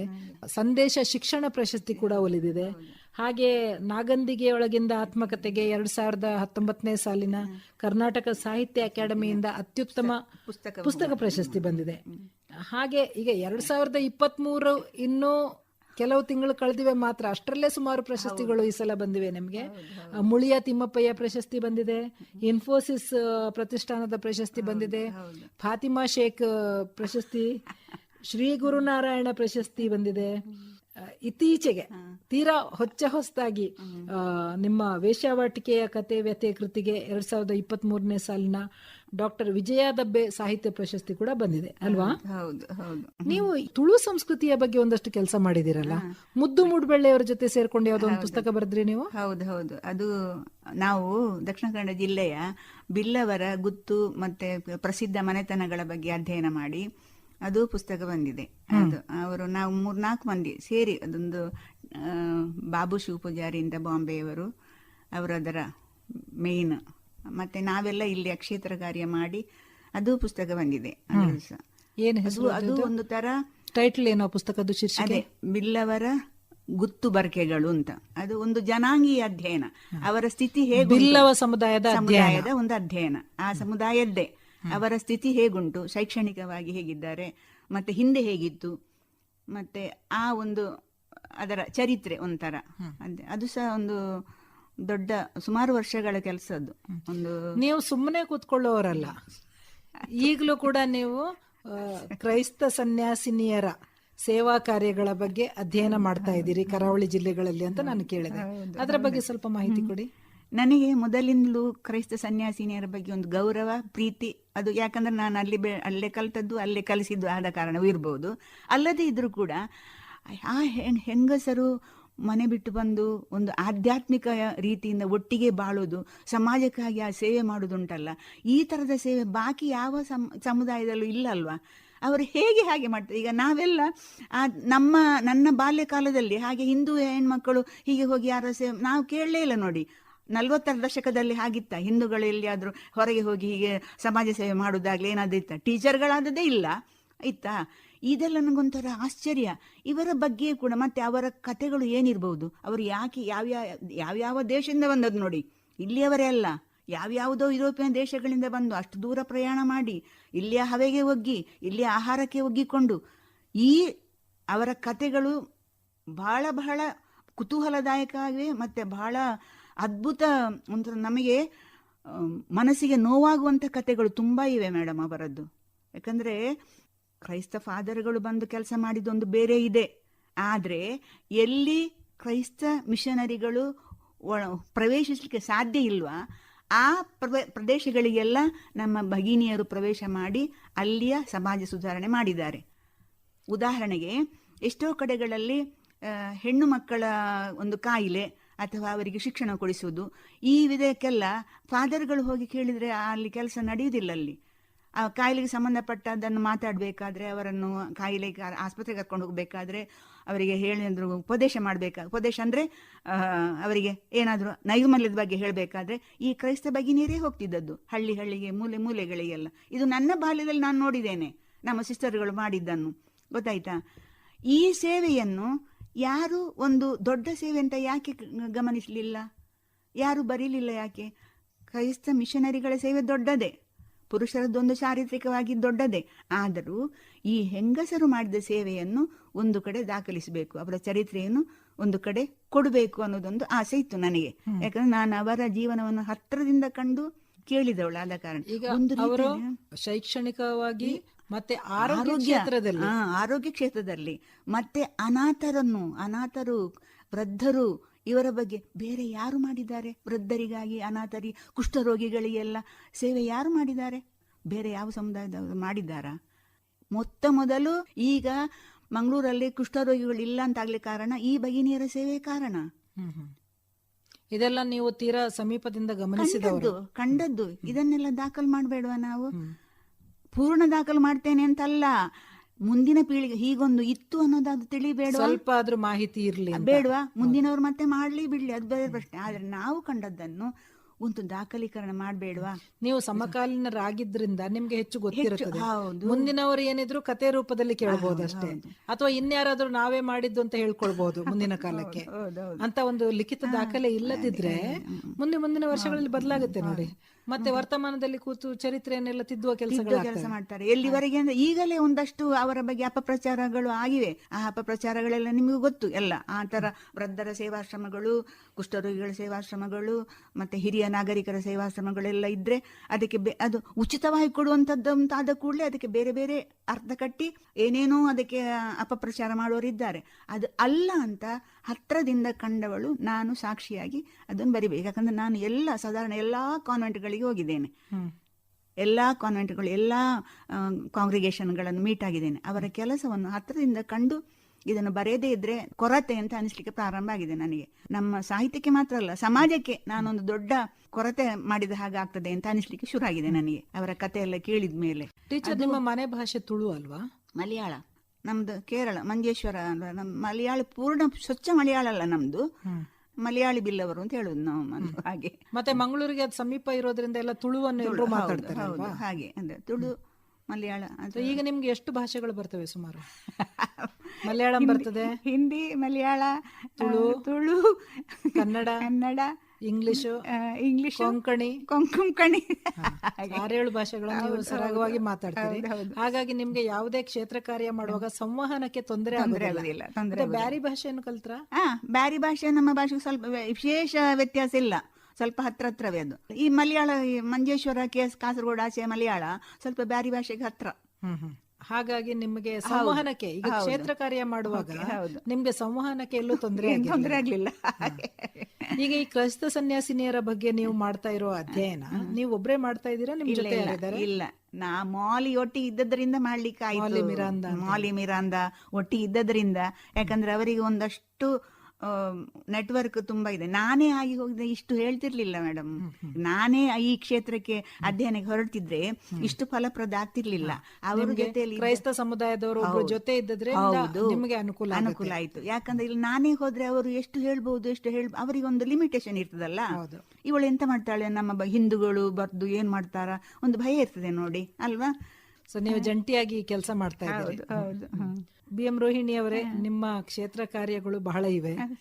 ಒಂದು ಕೊನೆಯ ಪ್ರಶ್ನೆ, ನೀವು ಇಷ್ಟೆಲ್ಲ ಬಾಲ್ಯದಿಂದಲೂ ಬಹಳ ಕಾಲದಿಂದ ಕ್ರೈಸ್ತ ಸಮುದಾಯದವರ ಜೊತೆಗೆ ಬೆಳೆದವರು, ಶಿಕ್ಷಣ ಇರ್ಬೋದು, ವೃತ್ತಿ ಇರ್ಬೋದು, ನಂತರದ ಕ್ಷೇತ್ರ ಕಾರ್ಯಗಳಲ್ಲೂ ಕೂಡ ಅವ್ರ ಜೊತೆ ಇದ್ದೀರಿ. ನಿಮ್ಗೆ ಯಾವತ್ತಾದ್ರೂ ಅವರ ಕಡೆ ಆಕರ್ಷಣೆ, ಆ ಕಡೆ ಹೋಗಿ ನಾನು ಅದೇ ಮತಕ್ಕೆ ಹೋಗ್ಬೋದು, ಅಥವಾ ಅವರ ಕಡೆಯಿಂದ ನಮ್ಮ ಕಡೆ ಬನ್ನಿ ಅಂತ ಯಾರಾದ್ರೂ ಕರೆದದ್ದು?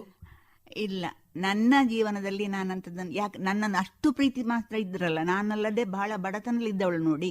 ನನ್ನನ್ನು ನನ್ನ ಶಿಷ್ಯರುಗಳು ಅಷ್ಟರವರೆಗೂ ಇಲ್ಲಿಯವರೆಗೂ ಕೂಡ ಪ್ರೀತಿಯಿಂದ ನೋಡಿದೆ ವಿನಃ ನೀನು ನಮ್ಮ ಧರ್ಮಕ್ಕೆ ಬಾ ಅಂತ ಹೇಳಿದ್ದಿಲ್ಲ. ಮತ್ತೆ ನನಗೆ ಕೂಡ ಅವರ ಕ್ರೈಸ್ತ ಧರ್ಮಕ್ಕೆ ಹೋಗಬೇಕು ಅಂತ ಅನಿಸ್ತು. ಯಾಕಂದ್ರೆ ನಾನು ಅವರ ಧರ್ಮದ ಎಲ್ಲ ಪ್ರಾರ್ಥನೆ ನಾನು ಹೇಳ್ತಿದ್ದೆ ಆಯ್ತಾ.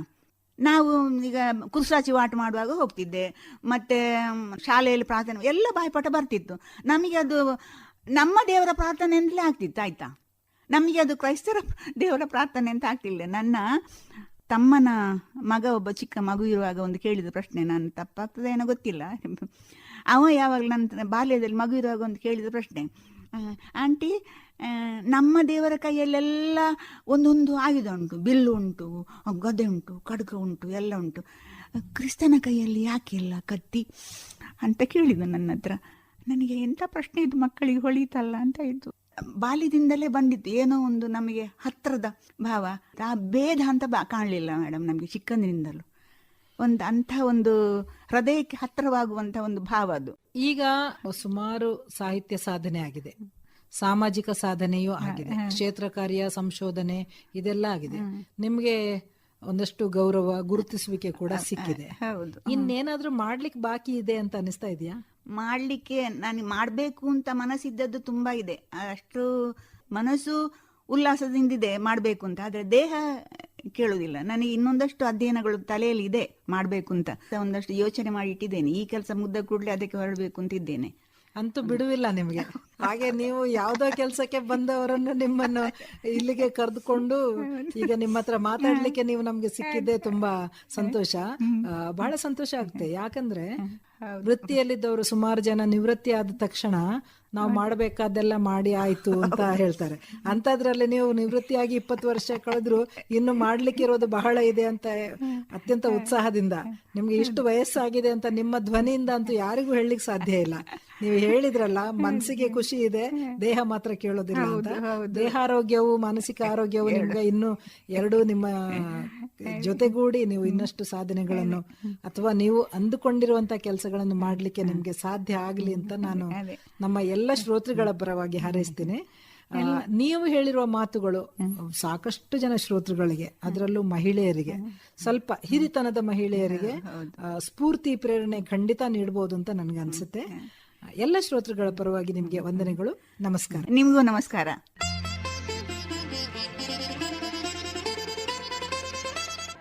ಸಾಧಕರ ವೇದಿಕೆಯಲ್ಲಿ ನಿವೃತ್ತ ಶಿಕ್ಷಕಿ, ಲೇಖಕಿ ಹಾಗೂ ಸಂಶೋಧಕಿ BM ರೋಹಿಣಿ ಅವರೊಂದಿಗೆ ಸಂದರ್ಶನ ಪ್ರಸಾರವಾಯಿತು.